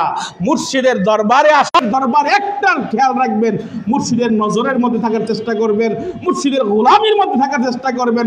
সবে বরাত বলেন, সবে কদর বলেন, সবে মেরাজ বলেন, অন্যান্য আরো রাত্র বলেন, সকল রাত্রের চাইতে উত্তম হচ্ছে মুর্শিদের গোলামির মধ্যে থাকা। মুর্শিদের গোলামির মধ্যে থেকে মুর্শিদ যতটুকু আপনার মুজাদ্দেদ আল-ফিসার রাহমাতুল্লাহ আলাইহির মাকতুবাত শরীফ খুলে দেখেন, মুর্শিদের সামনে সকল নফল ইবাদত বন্দী করা নিষেধ। মুর্শিদের সামনে সকল নফল ইবাদত বন্দী করা কি বিশ্বাস হয় না? কি বিশ্বাস হুজুর নাই? আসেনি?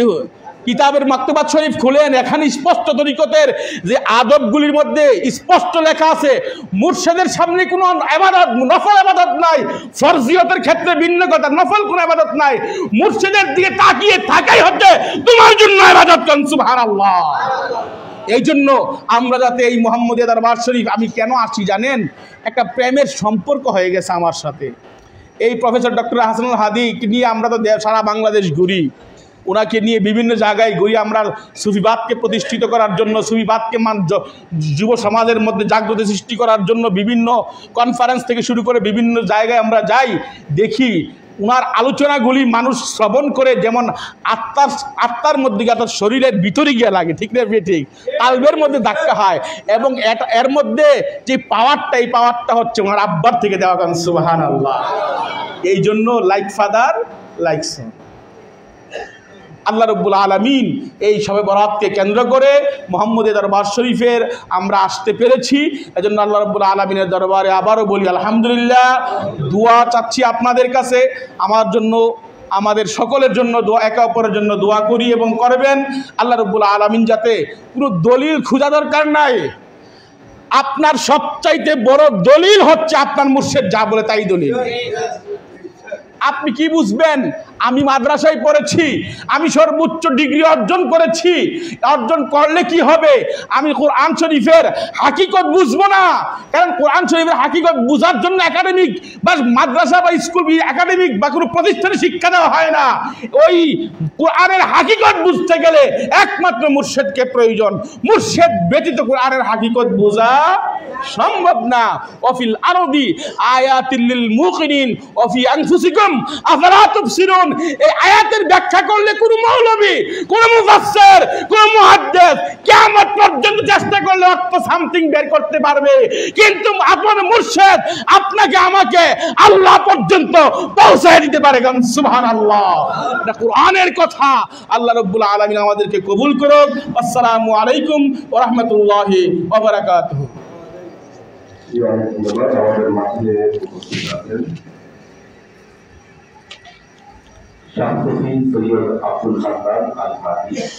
তিনি ভারতের রামপুরের উত্তরপ্রদেশের এনায়েতিয়া মোজাদ্দেদিয়া আহমদাবাদ বা খলিফা এবং বাংলাদেশে উনি পীর সাহেব খাস মোজাদ্দেদিয়া কাসবে হাদি খানকাতের সংক্ষেপে আমাদের কাছে একটু বিবৃতি করবেন।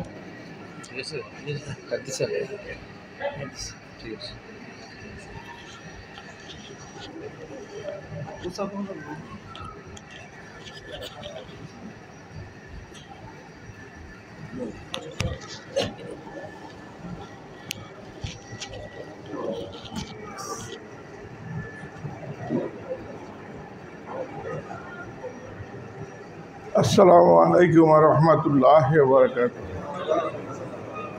नहमदुहु व नसल्ली अला रसूलिहिल करीम व सहाबिहि अजमाइन अल्हम्दुलिल्लाहि रब्बिल आलामीन। আম্মা বাদ। আজকের এই মহতী জলসায় পীর সাহেব হুজুর আয়োজন করেছেন। তিনি তার মুরিদানদের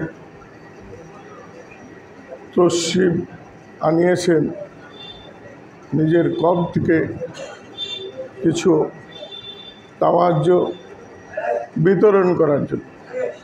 এটা বিতরণের মাহফিল, এটা পাওয়ার মাহফিল, শোনা এবং খাওয়ার মাহফিল না, কিছু অর্জনের মাহফিল। পীর সাহেব হুজুর কেবলা সারা রাত তাহাজ্জুদ গুজারি, ইশকে মাহবুব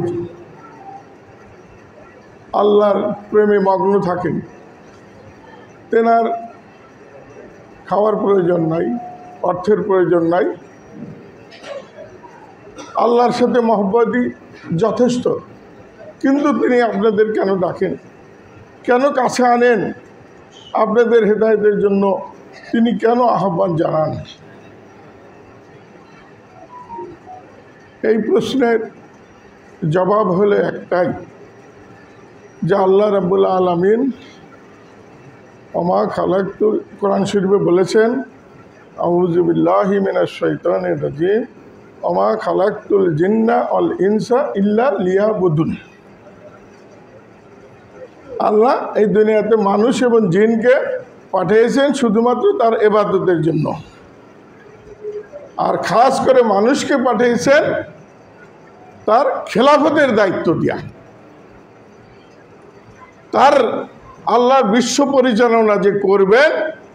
মানুষ পৃথিবীর মতো শূন্য ৭০টা গ্রহের মধ্যে মানুষ সৃষ্টি করেছেন, এই মানব জাতিকে পরিচালনার জন্য আল্লাহর পক্ষ থেকে দায়িত্বপ্রাপ্ত খেলাফত অর্জনের জন্য মানুষকে নিয়োজিত করেছেন। আর কোনো জাতি, আর কোনো মাখলুক এই দায়িত্ব নিতে পারে না, চায় না। আমি 1 মিনিটে সংক্ষেপে বলবো। আমার হুজুর হজরত মৌলানা, বাংলাদেশের শ্রেষ্ঠ আলেম প্রফেসর ডক্টর আতাউর রহমান মিয়াজি, উনি আসছেন। ওনার সামনে আমার কথা বলা বেয়াদবি, পীর সাহেবের সামনে আমার কথা বলা বেয়াদবি। আপনারা এখানে অনেক বুজুর্গ ব্যক্তি আছেন, আমি আপনাদের সমকক্ষ না, পায়ের ধুলার সমানও না, আমার এখানে কথা বলা সাজে না। আমি শুধু ওনাকে নিয়ে আসছি এখানে পৌঁছে দেওয়ার জন্য। এখন হুকুম হয়েছে, ওনার হুকুম আমি অবজ্ঞা করতে পারি না। এই জন্য আমি 1 মিনিটে, আধা মিনিটে একটু কথা বলবো। সেটা হলো যে এই যে খেলাফতের দায়িত্ব মানুষকে দিয়েছেন, এরা কারা পালন করবে? কারা খেলাফতের দায়িত্ব?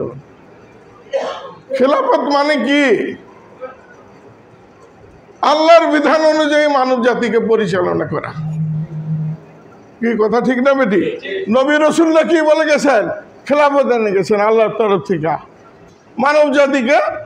তখনকার জামানায় যে কিতাব তার উপরে নাজিল হয়েছে, সেই কিতাবের বিধান উনি প্রচার প্রসার, সেটার ব্যাখ্যা বিশ্লেষণ দিয়ে মানব জাতিকে সুশৃঙ্খলভাবে এখানে বসবাসের ব্যবস্থা করে গেছেন সমস্ত নবী রাসূলরা।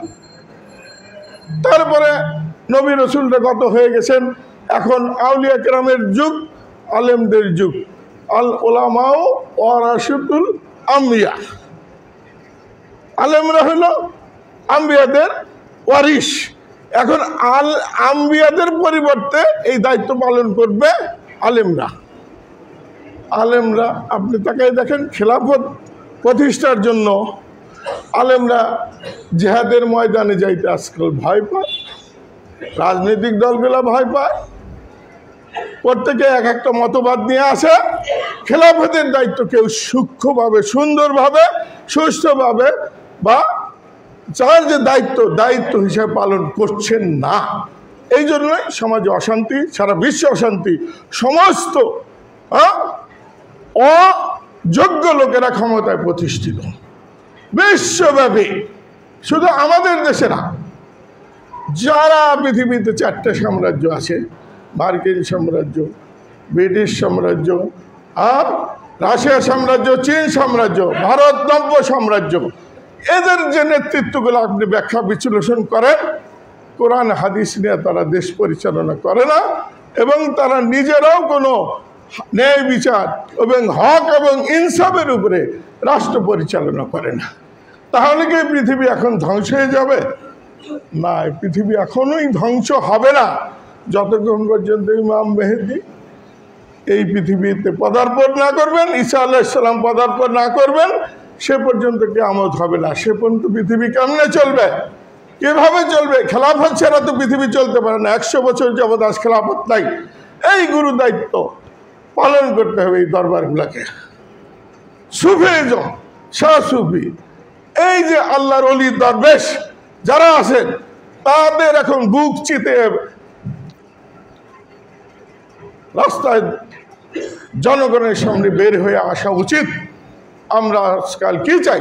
হযরত শাহজালালের মতো সুফি চাই, আউলিয়া চাই, দরবেশ চাই, যিনি এখানকার একটা অংশের উপরে মুসলমান রাজত্ব কায়েম করেছেন। আমরা এই খাজা মঈনুদ্দিন চিশতি রহমাতুল্লাহ আলাইহির মতো একজন সুফি চাই, আউলিয়া চাই, যিনি সারা ভারতে 1 কোটি লোককে মুসলমান বানিয়ে গেছেন, ইসলামের বুনিয়াদ গেঁথে গেছেন।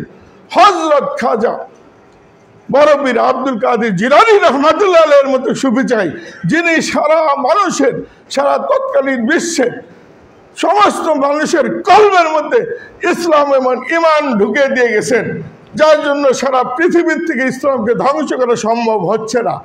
মানুষের কলবের মধ্যে ঈমান এবং ইসলাম ঢোকানোর দায়িত্ব এখন আলেমরা নিতে পারছে না।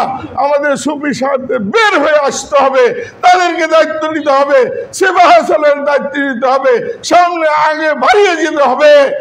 আর তারা যদি না পারে, এই খেলাফতের দায়িত্ব গাফিলদের জন্য সমস্ত জাতিকে আল্লাহর কাছে জবাবদিহি করতে হবে। আল্লাহর গজবের তলে পড়তে হবে। সারা বিশ্ব যেমন গজবের তলে পড়ছে, বাংলাদেশ সহ মুসলমান দেশগুলোকেও গজবের তলে পড়তে হবে। শুধু মোনাজাতে কাজ হবে না, এখানে আউলিয়া কেরামের কারামতি এগুলা প্রদর্শনের সময় এসছে। বড় বড় দরবার সাজিয়ে বসে থাকলে হবে না, বলতে হবে যে আমি আল্লাহর ওলি, আমি চাই এদেশে খেলাফত হোক, আমার শেষ রক্তবিন্দু দিয়া আল্লাহর হুকুম আল্লাহর জমিনে জারি হবে। এই চেষ্টা প্রচেষ্টা প্রত্যেকটা ওলি দরবেশ, প্রত্যেকটা দরবারে, প্রত্যেকটা শাহ সুফিদের কর্তব্য হোক। তাহলেই দেশ সঠিক হবে, পৃথিবী সঠিক হবে, দিন ইসলাম কায়েম হবে, যেটার মূল দায়িত্ব মুসলমানের। আর মুসলমানের পক্ষে থেকে আউলিয়া দরবেশদের। আশা করি আপনারা যারা মুরিদ আছেন, আপনারা যারা এই পীর সাহেবের সহযোগী আছেন, বিষয়টা খেয়াল করবেন। আমার বন্ধু, আমার মুরিদ, আমার মুরব্বী হযরত আতাউর রহমান খান মিয়াজি সিপাহসালার সারা দেশে পাগলের মতো এই বক্তব্য ছড়িয়ে যেতেছেন প্রত্যেকটা দরবারে। ওনার জন্য দোয়া করবেন, আমার জন্য দোয়া করবেন। আল্লাহ যেন আমাদের এই কাফেলায় সঠিক হওয়ার তৌফিক দান করেন, এবং আমরা যেন আমাদের রক্তবিন্দু দিয়ে, আমাদের জীবন দিয়ে, মূল্যবান জীবন যেটা রাসূলুল্লাহকে ভালোবাসার জন্য এই জীবন বিসর্জন দিতে আমরা প্রস্তুত, সেইখানে আল্লাহর জমিনে খেলাফত কায়েমের জন্য আমাদের জীবন বিসর্জন দিতে প্রস্তুত থাকতে হবে। ও আখিরে দাওয়ানা আনিল হামদুলিল্লাহি রাব্বিল আলামিন। আসসালামু আলাইকুম ওয়া রাহমাতুল্লাহি ওয়া বারাকাতুহু। আল্লাহ এই দরবারকে কবুল করেন, এই দরবারে পীর সাহেবকে কবুল করেন, মুরিদদের কবুল করেন, তারা যেন দিনের পরে থাকতে পারে। আসসালামু আলাইকুম। এবার আমাদের বক্তব্য রাখবেন ঢাকা বিশ্ববিদ্যালয়ের ইসলামিক ইতিহাস ও সাহিত্য বিভাগের সভাপতি ডক্টর আতাউর রহমান মিয়াজি।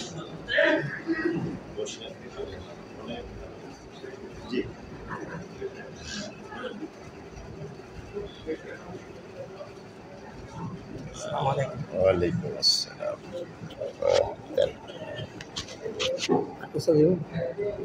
হ্যাঁ, আর একটু হলে ভালো হয়। এই এতটুকু থাকবে।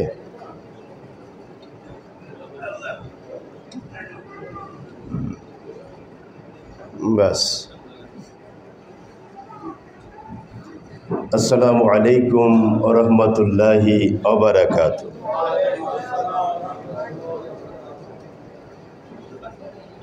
আলহামদুলিল্লাহ, আলহামদুলিল্লাহিল্লাযী কাফা ওয়া সালামুন আলা ইবাদিহিল্লাযীনা ইসতাফা। আম্মা বা'দ, ফাকাদ ক্বালা আল্লাহু তাআলা ফী কালামিহিল মাজিদ ওয়া ফুরকানিহিল হামিদ أعوذ بالله من الشيطان الرجيم بسم الله الرحمن الرحيم ألا إن أولياء الله لا خوف عليهم ولا هم يحزنون صدق الله مولانا العظيم وصدق رسوله النبي وحبيب الكريم ونحن على ذلك من الشاهدين والشاكرين والحمد لله رب العالمين نحمده ونصلي ونسلم على حبيبه الكريم أما بعد উপস্থিত সম্মানিত পীর সাহেব হুজুর, হযরত উলামায়ে কেরাম, মুরব্বিয়ানে এজাম, অন্যান্য সুধীবৃন্দ, পর্দার আড়ালের আমার সম্মানিতা মায়েরা, বোনেরা,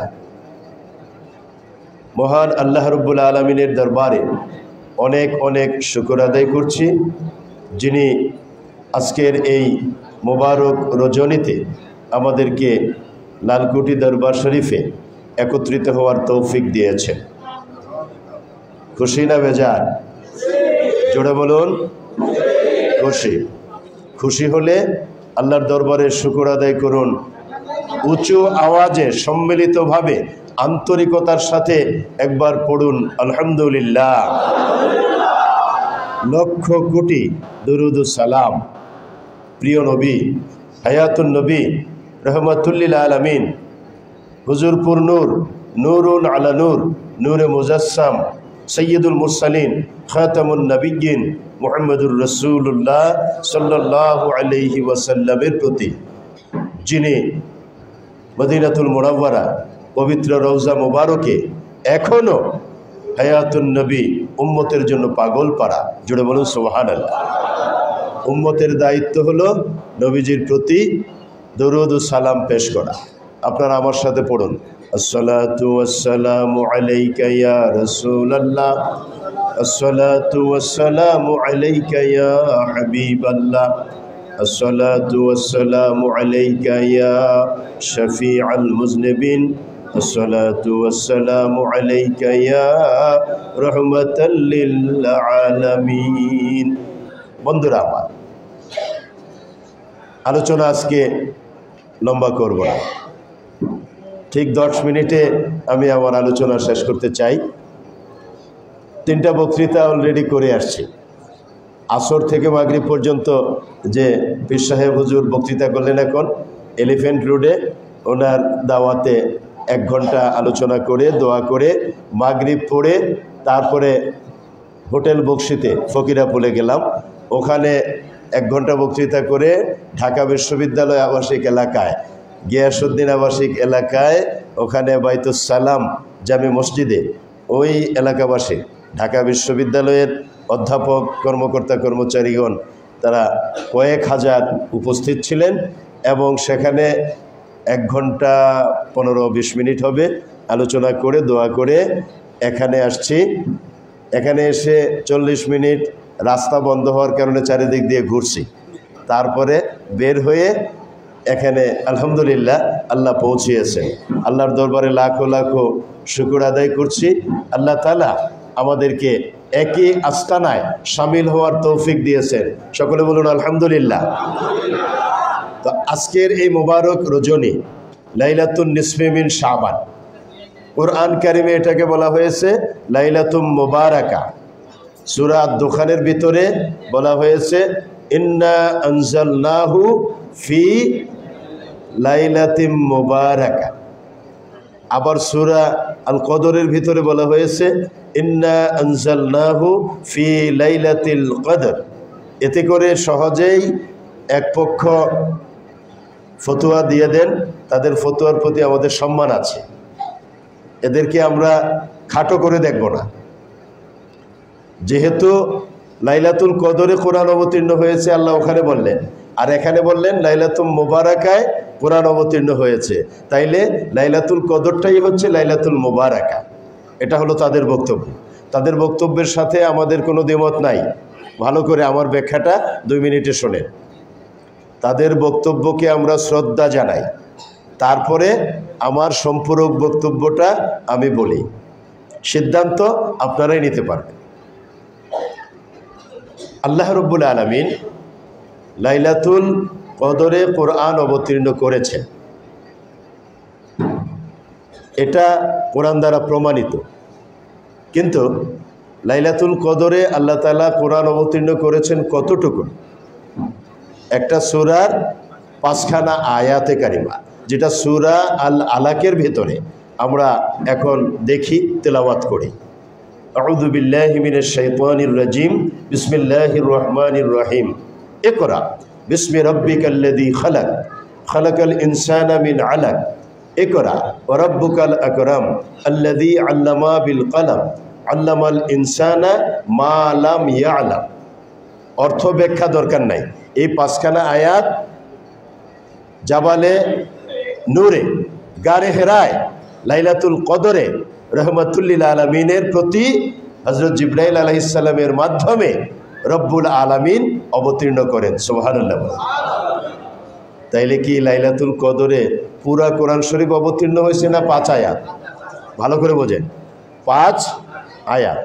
আর বাকিগুলো 23 বছর, প্রায় 22.5 বছর একুরেট হিসাব করলে 22.5 বছরে নবীজির প্রতি ধাপে ধাপে ক্রমান্বয়ে যখন যতটুকুন অবতীর্ণ হওয়া দরকার ততটুকুন অবতীর্ণ হয়েছে। এইভাবে সমগ্র কোরআন কারীম যখন অবতীর্ণ হয়ে গেল, শেষ রমজানে হযরত জিবরাইল আলাইহিস সালাম দৈনিক 2 বার আসতেন নবীজির দরবারে। সুবহানাল্লাহ বলুন। মদিনাতুল মুনাওয়ারায়, বর্তমানে যেখানে রওজা মুবারক, সেটা ছিল উম্মুল মুমিনিন হযরত আয়েশা সিদ্দিকা রাদিয়াল্লাহু তাআলা আনহার কামরা। ওখানেই প্রিয় নবী ইন্তেকাল করেন এবং নবীগণ যেখানে ইন্তেকাল করেন সেটাই তার রওজা মুবারক হয়। এজন্য ওইটা বর্তমানে রওজা মুবারক। সুবহানাল্লাহ। ওখানে জিবরিল আসতেন দৈনিক 2 বার শেষ রমজানে। এসে প্রথমবার জিবরিল তেলাওয়াত করতেন 1 পারা, নবীজি শুনতেন। দ্বিতীয়বার আসতেন, নবীজি তেলাওয়াত করতেন, জিবরিল শুনতেন। সুবহানাল্লাহ। এইভাবে 30 দিনে 30 পারা কমপ্লিট হলো, নবীজি ইন্তেকাল করলেন। তাহলে লাইলাতুল মুবারাকা কোরআন অবতীর্ণ হয়েছে, লাইলাতুল কদর কোরআন অবতীর্ণ হয়েছে, লাইলাতুল মুবারাকা লাইলাতুল কদর, এটা যারা বলে তাদেরকে আমি ওই মেসেজটা দিতে চাই, লাইলাতুল কদরে পূর্ণাঙ্গ কোরআন কারীম অবতীর্ণ হয় নাই, মাত্র 5 আয়াত, বাকিগুলো 22.5 বছরে। আর লাইলাতুল মুবারাকায়, এই যে আমরা যেটাকে বলি শবে বরাত, লাইলাতুন নিসফে মিন শাবান, এই রাতে সমগ্র কোরআন কারীম আল্লাহ রাব্বুল আলামিন অবতীর্ণ করেছেন লৌহে মাহফুজে। সুবহানাল্লাহ। আমার কথা ক্লিয়ার? এটা বলেছেন হযরত ইকরামা রাদিয়াল্লাহু তাআলা আনহু, হযরত মুআজ ইবনে জাবাল রাদিয়াল্লাহু তাআলা আনহু, হযরত জাবির ইবনে আব্দুল্লাহ আনসারী রাদিয়াল্লাহু তাআলা আনহু, হযরত আব্দুল্লাহ ইবনে ওমর রাদিয়াল্লাহু তাআলা আনহু, হযরত আব্দুল্লাহ ইবনে আব্বাস রাদিয়াল্লাহু তাআলা আনহু। কয়জনের নাম বললাম? 5 জন। আরও 22 জনের নাম আমার জানা আছে, সময়ের জন্য বললাম না। টোটাল কয়জন? 27 জন। Remember it very seriously and sincerely. 27 জন জলিলুল কদর সাহাবায়ে কেরাম রিদওয়ানুল্লাহি তাআলা আলাইহিম আজমাইন বর্ণনা করেছেন। আপনি আহলে সুন্নাত ওয়াল জামাত ঘরানার যে তাফসির গ্রন্থগুলো, আমি কমপক্ষে 40টা তাফসির গ্রন্থ নাম বলতে পারবো, শুধু নাম না, ওই 40টা আমি টপ টু বটম দাড়িকমা সহ অসংখ্যবার এক একটা পড়ে পড়ে ওখান থেকে বুঝে বুঝে কথাগুলো বলছি। 27 জন সাহাবী ওই হাদিসখানা বর্ণনা করেছেন যে লাইলাতুল মুবারাকায়, লাইলাতুন নিসফে মিন শাবানে আল্লাহ রাব্বুল আলামিন এই লৌহে মাহফুজে কোরআন কারীম সবটা অবতীর্ণ করেন। সুবহানাল্লাহ বলুন। বাল হুয়া কুরআনুম মাজিদ ফি লাউহিম মাহফুজ। কোরআন শরীফে আছে না? কোরআন কারীমের বাড়ি কোথায়? লৌহে মাহফুজ। এই যে বাড়ি লৌহে মাহফুজ, এর মানেটাই হলো আল্লাহ রাব্বুল আলামিন লৌহে মাহফুজে 30 পারা কোরআনকে একবারে অবতীর্ণ করে জীবন্ত কোরআন, কোরআনের বাস্তব নমুনা রহমাতুল লিল আলামিনের কাছে লাইলাতুল কদর থেকে ধরে বাকি 22.5 বছরে পূর্ণ কোরআনকে অবতীর্ণ করেছেন মহান আল্লাহ। জোরে বলুন সুবহানাল্লাহ। তাইলে মুদ্রা কথা হলো লাইলাতুল নিসফে মিন শাবান হলো লাইলাতুল বরাত, শবে বরাত। শবে বরাত কেউ মানলে মানুক, না মানলে না মানুক। লাইলাতুল মিন নিসফে শাবান এটা মানা ফরজ, এটা ইমানের অংশ। এটাকে অস্বীকার করলে ইমান থাকতে পারে না। তাইলে লাইলাতুল নিসফে মিন শাবানকে যে অস্বীকার করবে এদের ইমান নাই, এটাই সিদ্ধান্ত। কথা ক্লিয়ার?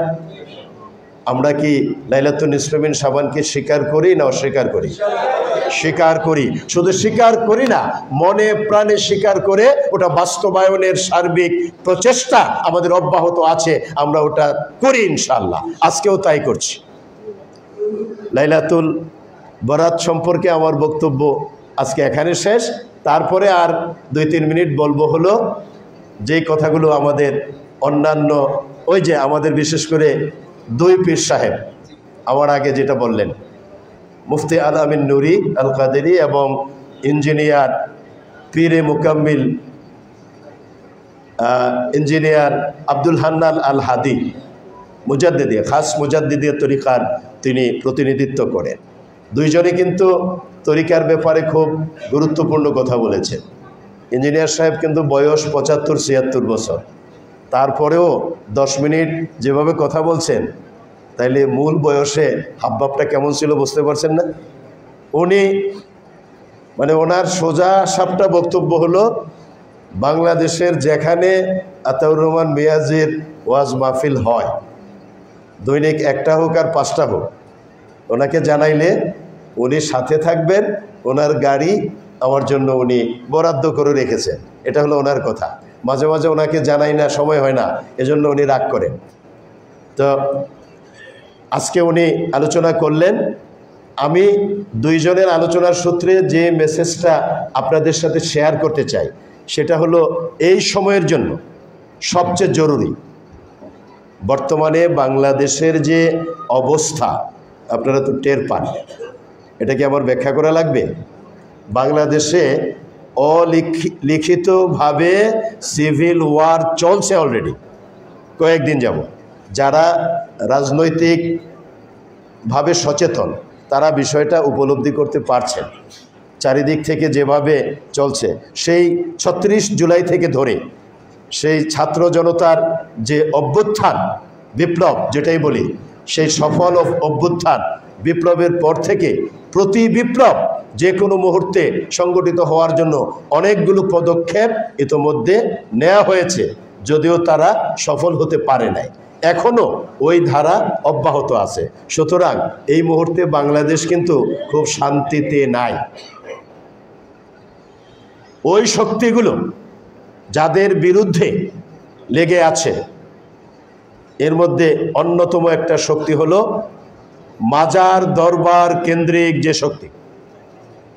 খুব ভালো করে বুঝবেন আপনারা, এই 3-4 মাসে অথবা মোটা দাগে ডক্টর ইউনূসের এই অন্তর্বর্তীকালীন সরকারের যে 6 মাস, এই 6 মাসের ভিতরে জুলাই অভ্যুত্থানের ঠিক পরপর মাজার ভাঙচুর, দরবার ভাঙচুর এই দেশে হাজার হাজার হয়েছে না? আমার প্রশ্ন একটাই, যে সমস্ত কুলাঙ্গারের দল মাজার খানকা দরবারে আক্রমণ করে ভাঙচুর করে, এই অধিকার তাদেরকে কে দিল? এই অধিকার কি তাদেরকে কেউ দিয়েছে?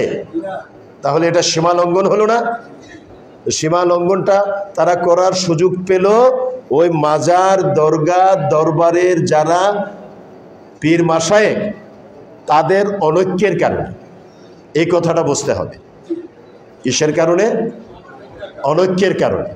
আজকে যদি তারা ঐক্যবদ্ধ হতো, ঐক্যবদ্ধভাবে যদি হুঙ্কার দিত, তাহলে ওই মেনমেন্না শক্তি কখনো মাজার আক্রমণ করতে পারে না। যারা মাজার আক্রমণ করে তাদের চেয়ে কম পক্ষে 1000 গুণ শক্তিশালী সংগঠন হতে পারে যদি ঐক্যবদ্ধ হয়।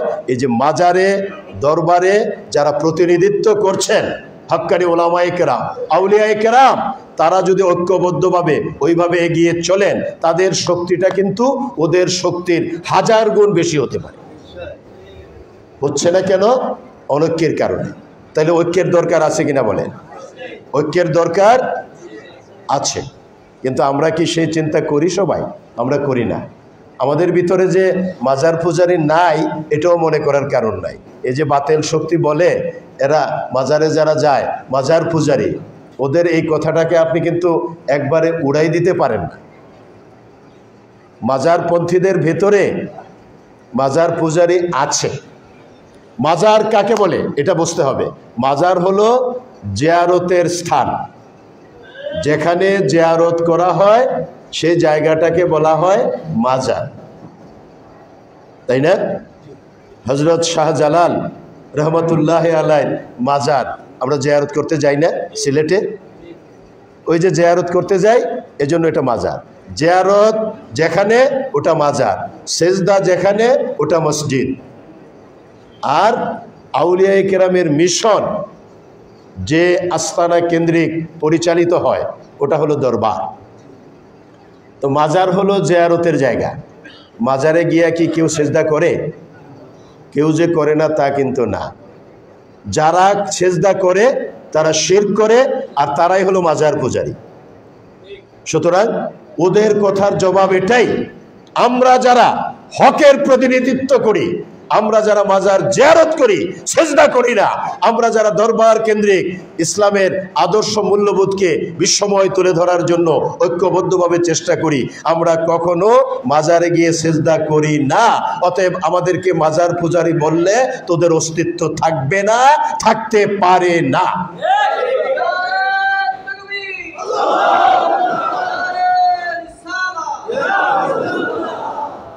আমি এই দরবারের যিনি প্রতিনিধিত্ব করছেন পীর সাহেব, আপনাদের পীর সাহেব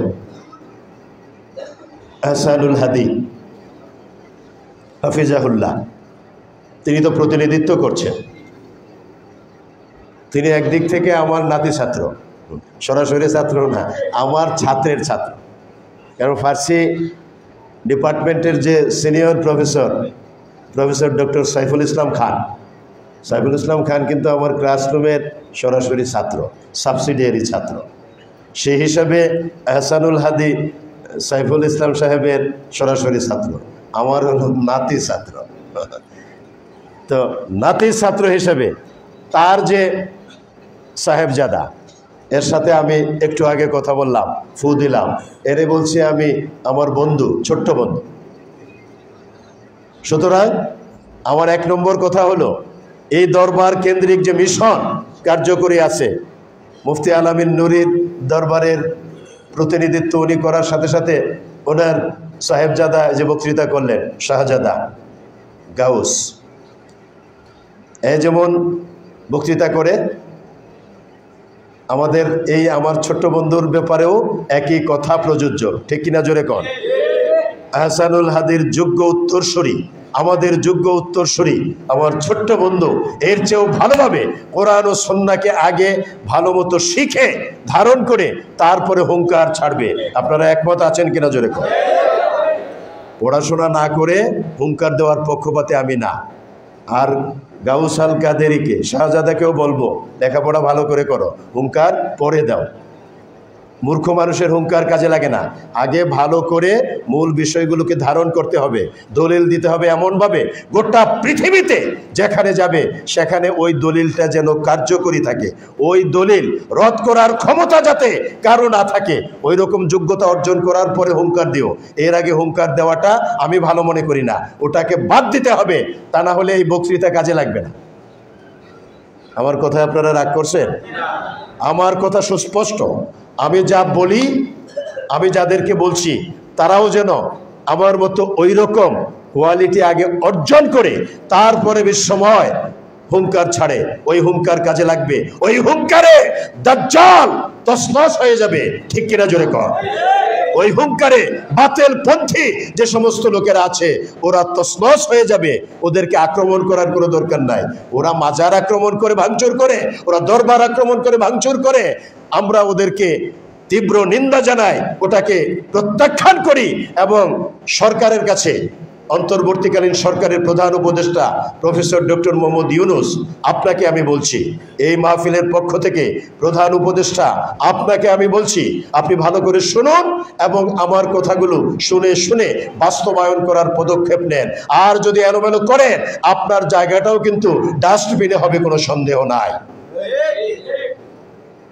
আমার কথা বুঝছেন? ডক্টর ইউনূসের জায়গা হতে পারে ভালো জায়গায়, যদি আমাদের কথাগুলো শুনে শুনে ওটা বাস্তবায়নের উদ্যোগ তিনি নেন। আর যদি তিনি তা না করেন, এমনটা মনে করে নাই আমরা মরা, আমাদের যথেষ্ট শক্তি আছে আল্লাহর রহমতে, গোটা পৃথিবীতে আমরা ওই শক্তি প্রদর্শন করতে পারি। ওই শক্তি অস্ত্রের শক্তি না, ওই শক্তি হাতের শক্তি না, ওই শক্তি ঈমানের শক্তি। ঠিক কিনা জোরে কর? ওই শক্তি আকীদার শক্তি, ওই শক্তি গোটা পৃথিবীর অ্যাটম বোমকে মুহূর্তের ভিতরে তছনছ করে দিতে পারে। সুতরাং প্রফেসর ডক্টর মোহাম্মদ ইউনূস, আপনাকে বলছি, প্রধান উপদেষ্টা হিসেবে যারা মাজার ভাঙচুর করছে, যারা দরবার ভাঙচুর করছে, ওদের লাগাম টেনে ধরুন, ওদেরকে শাস্তি দেন, ওদের শায়েস্তা করুন, ওদেরকে জবাবদিহিতার আওতায় আনুন। ওদের জন্য প্রয়োজন বোধে আদালতে স্পেশাল ট্রাইব্যুনাল গঠন করে সাক্ষী প্রমাণ নিয়ে ওদের বিচার করুন। কারণ ওরা সীমা লঙ্ঘন করেছে। ওরা পারে না কোনো দরবারকে ধ্বংস করতে, ওরা পারে না কোনো মাজারকে ধ্বংস করতে। কথা ঠিক কিনা? তা আমি যে কথাগুলো বললাম, আমি যদি ডিসইউনাইটেড থাকতাম, আনইউনাইটেড থাকতাম, ঐক্যবদ্ধ না থাকতাম, তাহলে কি পারতাম? তাহলে এই কথাগুলোকে বলার জন্য আপনাদের প্রস্তুত থাকতে হবে এবং ঐক্যবদ্ধ হতে হবে। প্রফেসর ডক্টর আহসানুল হাদী তিনি ঘুরছেন, এগুলো সব আমার জানা আছে, প্ল্যান প্রোগ্রাম আমি ভালো করেই জানি। আমার সব জায়গাতে যাওয়ার মতো সময় হয় না বিভিন্ন কারণে। আমার এদের সব কিছু আমার মনিটরিংয়ে আছে। মুফতি আল আমিন নুরি আল কাদেরী আমাদের প্রফেসর ডক্টর আহসানুল হাদীকে নিয়ে অন্যান্য সহি দরবার যেগুলো আছে, যারা হকের উপর কায়েম আছে, ওই দরবারের যারা পীর মাশায়েখ আছেন, তাদেরকে নিয়ে ঐক্যবদ্ধভাবে পথ চলতে হবে ইনশাআল্লাহ। আলোচনা আর বাড়াবো না, আপনারা কি রাগ করছেন? আমার কথাগুলো দরকার আছে না? এই কথাগুলো হোক এই লাইলাতুন নিসফে মিন শাবানের মূল প্রতিপাদ্য। আল্লাহ রাব্বুল আলামিন এই রাতের উসিলায়, রহমাতুল লিল আলামিনের উসিলায় আমাদেরকে ক্ষমা করে দিন। আমাদের ভিতরে যারা অসুস্থ আছেন তাদেরকে সার্বিক সুস্থতা দান করুন, নেক হায়াত দারাজ করুন। আমাদের ভেতরে যারা ইন্তেকাল করেছেন তাদেরকে ক্ষমা করে দিন, তাদের কবরকে জান্নাতের বাগান বানিয়ে দিন। রহমাতুল লিল আলামিনের শাফাত তাদের জন্য, আমাদের সকলের জন্য আল্লাহ তাআলা অপরিহার্য করে দিন। আমাদের ছোট্ট ছোট্ট সোনামণিরা, ছেলেমেয়েরা, সন্তান সন্ততিরা, ওরাই দেশের ভবিষ্যৎ। ঘুমিয়ে আছে শিশুর পিতা, সব শিশুরই অন্তরে। অতএব তাদের জন্য দোয়া করি, আয় আল্লাহ তাআলা রহমাতুল লিল আলামিনের আদর্শ মূল্যবোধকে, উসওয়াতুন হাসানাকে ওদের কলবে, ওদের অন্তরে তুমি ঢেলে দাও এবং ওদেরকে যোগ্যতা সম্পন্ন করে আমাদের উত্তরসূরি হিসেবে কবুল করে নাও। আমাদের পরে যাতে ওরা এইভাবে হুঙ্কার দিয়ে ঐক্যবদ্ধভাবে গোটা পৃথিবীতে আহলে সুন্নাত ওয়াল জামাতের মূল নীতিমালাকে প্রচার করতে পারে, কোরআন ও সুন্নাহর দাওয়াত দিতে পারে এবং এই দরবার শরীফ হতে পারে ওটার একটা কেন্দ্রবিন্দু। আল্লাহ কবুল করুন, আমিন। ওমা তৌফিকি ইল্লা বিল্লাহ। আসসালামু আলাইকুম ওয়া রাহমাতুল্লাহ। আপনারা জানা যান হাফেজ আব্দুর রহমান, উনি আমাদের মাঠে আছেন। উনি আধুনিক ভাষা ইনস্টিটিউটের সিনিয়র সচিব হিসেবে উনি রিটায়ার করেছেন। খুব সংক্ষেপে একটু আপনাদের সামনে শুভেচ্ছা জ্ঞাপন করছেন।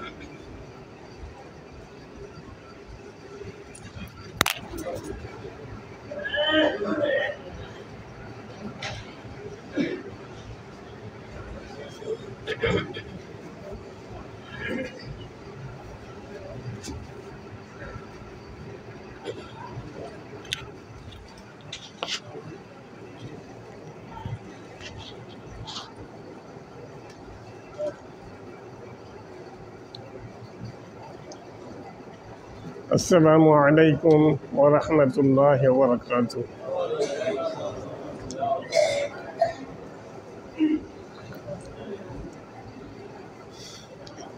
উপস্থিত উলামায়ে কেরাম, সম্মানিত সচিববৃন্দ এবং পর্দার আড়ালে আমার মা বোনদের প্রতি আবার পুনরায় আমি সালাম জানাচ্ছি। আসসালামু আলাইকুম ওয়া রাহমাতুল্লাহ।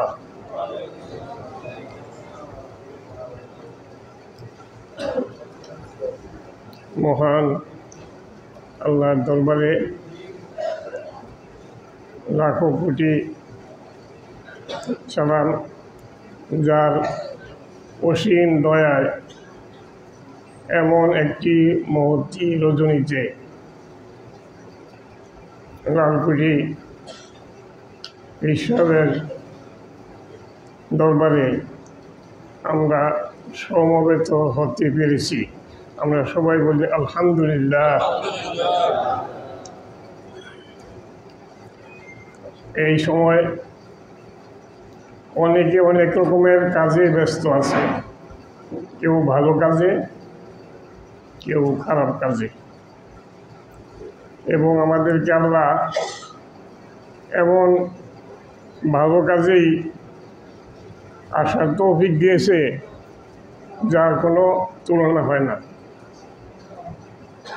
আজকের রাত যে কত বড় ফজিলতের রাত, এটা আমাদের সবারই জানা আছে। আল্লাহ রব্বুল আলামিন আমাদেরকে সৃষ্টি করেছেন অনেক আদর করে, অনেক যত্ন করে। আল্লাহ চান না তার কোনো একটা বান্দা জাহান্নামে যাক। আমাদের প্রিয় নবী হযরত মুহাম্মদ সাল্লাল্লাহু আলাইহি ওয়াসাল্লাম বলেছেন, এমন একটা জমানা আসবে,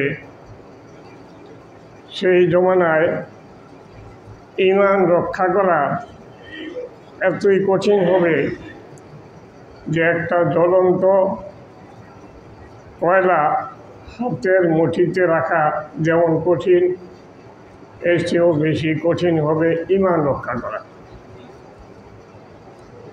আর সেই জমানায় যদি কেউ কোনো একটা সুন্নতকে ধরে রাখতে পারে, যে সুন্নতগুলি আমাদের কাছ থেকে হারিয়ে যাচ্ছে, যদি একটা সুন্নত কেউ ধরে রাখতে পারে, তাহলে 50 জন শহীদের সওয়াব তাকে আল্লাহ দান করবেন। এই যে আজ আমরা শবে বরাত উপলক্ষে একত্রিত হয়েছি, এই শবে বরাত নিয়েও অনেক রকমের মতবাদ চলছে। একদল আছে এটাকে বেদাত বলে, আরেকজন আছে এটাকে এবাদত, শ্রেষ্ঠ এবাদত হিসাবেই গণ্য করে, একসাথে একত্রে মিলিত হয় এবং বুজুর্গদের সহবতে আসে, তাদের থেকে অনেক কিছু জানতে পারে। তো এইটা একটা সুন্নতি যে আমরা আসতে পেরেছি, এবং এই সুন্নতটা যদি আমরা ধরে রাখতে পারি, আমরা আশা করতে পারি আল্লাহ আমাদেরকেও ওই সওয়াব দিবেন, 50 জন শহীদের সওয়াব আমাদেরকে দান করবেন। আলহামদুলিল্লাহ।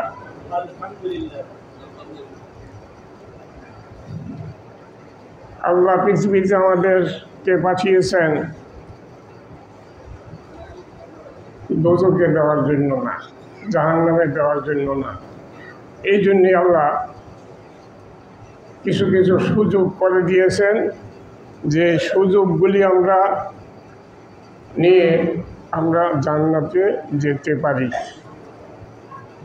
তার মধ্যে যেমন আজকের রাতটা, অগণিত মানুষকে আল্লাহ আজকে ক্ষমা করে দেবেন। আমরাও আশা করি আমরাও সেই আল্লাহর ক্ষমার মধ্যেই পড়বো ইনশাআল্লাহ। সবাই বলে আলহামদুলিল্লাহ।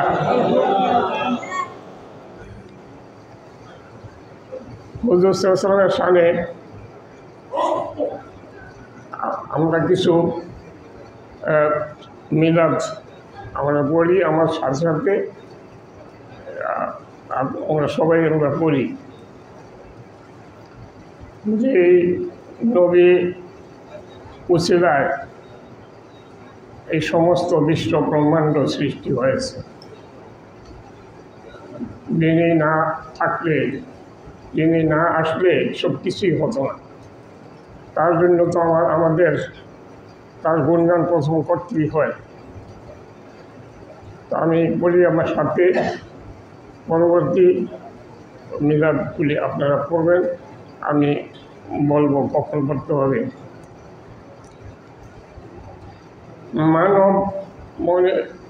মানব রূপে সৃষ্টি হয়ে এসেছিলেন ধরাতে, মানব রূপে সৃষ্টি হয়ে এসেছিলেন ধরাতে।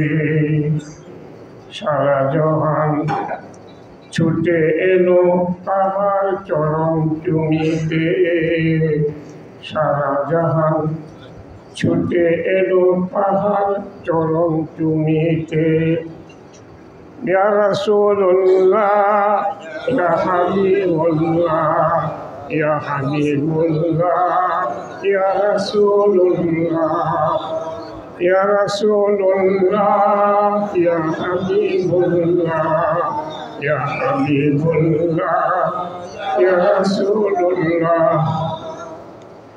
ধন্য গো আমেনা বিবি, ধন্য তোমার,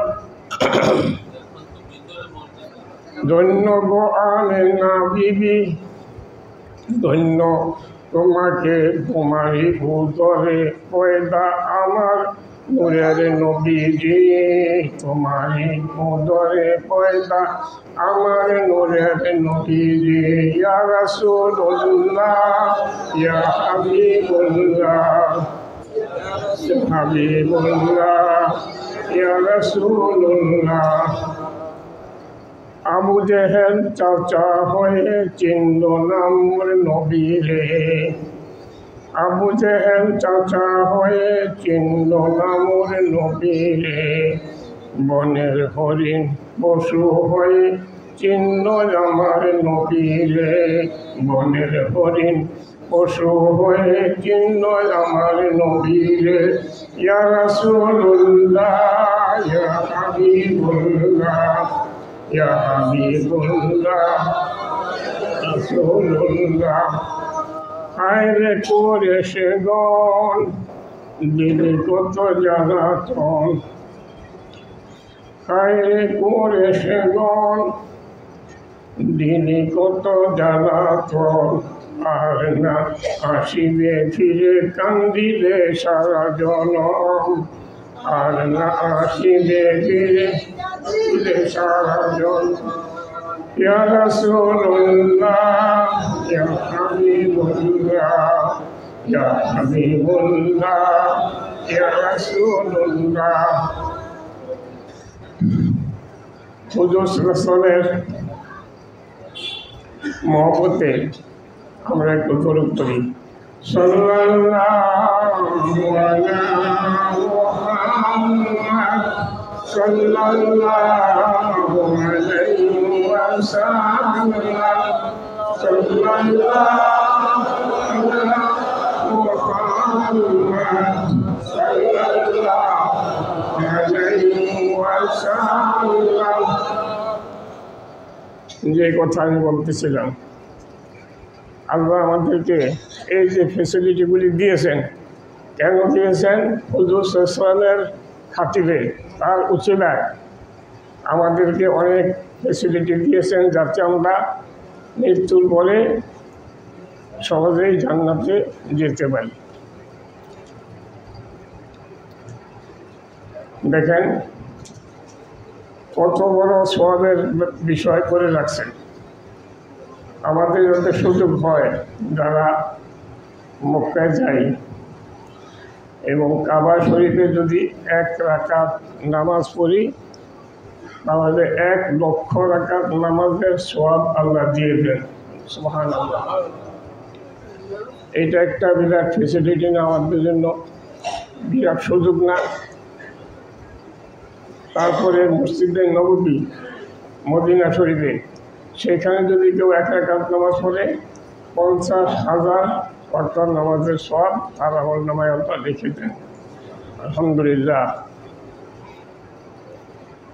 যেমন আজকের রাত জেগে আমরা যারা ইবাদত করব, আমাদের জিন্দগির সমস্ত গুনাহ আল্লাহ মাফ করে দেন। এই যে সুযোগগুলি, এই যে ফেসিলিটিগুলি আমাদের হুজুর সাল্লাল্লাহু আলাইহি ওয়াসাল্লামের উসিলায় আমরা পেয়েছি।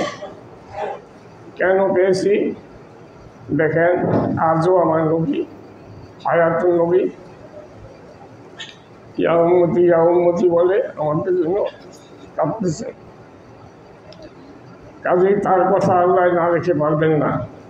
আরও দেখেন কত সুযোগ, কত ফজিলত, কত কিছু আমাদের জন্য রেখে দিয়েছেন, অনেক আমরা জানিও না। যেমন হাদিস শরীফে আছে, যদি কেউ রাতে সূরা মুলক পরে ঘুমায় আর ওই রাত্রে সে মারা যায়, তবে তাকে বিনা হিসাবে বেহেশত দান করবে। মৃত্যুর পরে যারা এটা আমলটা করেছেন, মৃত্যুর পরে কবরে যখন তার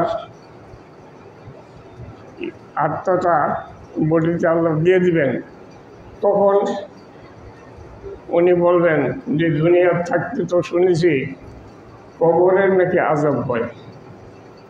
ফেরেশতারা এসে জিজ্ঞাসা করে, 3টা প্রশ্ন করে, কিন্তু কোথায়? এগুলি কি ভুলেই শুনলাম কিনা? আমার কাছে তো কোনো ফেরেশতা আসছে না। এই চিন্তা করতে থাকবে, এই সূরাটা আমল কেন। আর যেই ফেরেশতা এই কবরে আসবে,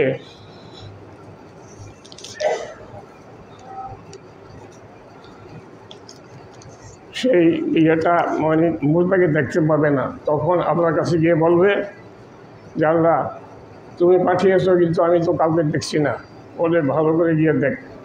তখন গিয়ে দেখবে যে একটা পাখি, এবং ওই পাখিটাকে বলবে যে আমি স্বর্গ করতে আসছি, সেই লোক কোথায়?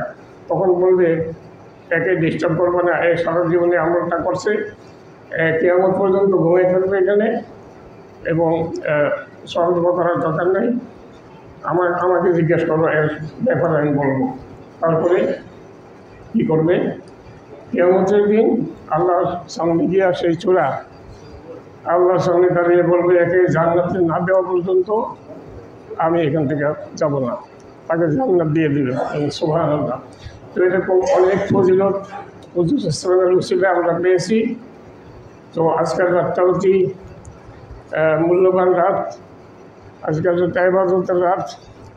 আমাদের পেশাব কেমন আছেন এবং আরও অনেক আলেম আছেন, তারা ভালো করে এগুলি বোঝাতে পারবেন। তাদের অগাধ জ্ঞান আছে ইসলামিক বিষয়ে। তো আমি দাঁড়িয়েছি শুধু আদেশ রক্ষার জন্য। আমি আসলে শোনার জন্য এসেছি এবং আপনাদের দোয়া নেওয়ার জন্য এসেছি। আমার জন্য আপনারা দোয়া করবেন, আমিও দোয়া করি আপনাদের জন্য, এবং যাতে যতদিন আমরা বেঁচে আছি এই যে দরবার শরীফ, এইটার থেকে আমরা দূরে না থাকি। যখন এই সুযোগ হওয়া যাচ্ছে এখানে সময় দেই, সময় দিলে আমাদের লাভ ছাড়া অলাভ কিছুই হবে না। কারণ আমাদেরকে দুনিয়া থেকে একদিন চলে যেতেই হবে, ইচ্ছায় হোক অথবা অনিচ্ছায় হোক। আমরা যখন চলে যাব তখন এই যে আমরা সময় দিলাম, এইটার বরকতে, এইটার উসিলায় আল্লাহ আমাদেরকে নাজাতের ব্যবস্থা করে দিতে পারেন। আলহামদুলিল্লাহ। তো আমি আর কথা দীর্ঘায়িত করবো না, এই বলে আমি শেষ করছি। দোয়া করবেন আমার জন্য, আমরা যাতে আমল করতে পারি, যাই আমরা শুনলাম বললাম এইগুলি যাতে আমরা আমল করে চলতে পারি। আলহামদুলিল্লাহ রাব্বিল আলামিন। আসসালামু আলাইকুম।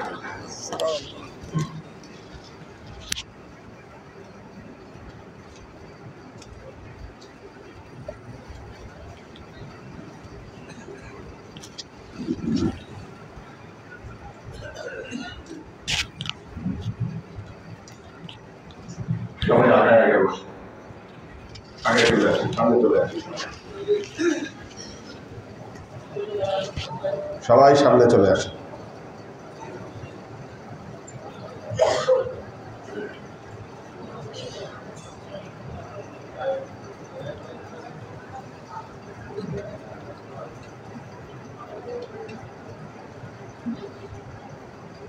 ওই পিছনে কে শুয়ে আছে, যারা শুয়ে আছে উঠে দেন, সামনে চলে আসেন সবাই, উঠে দেন।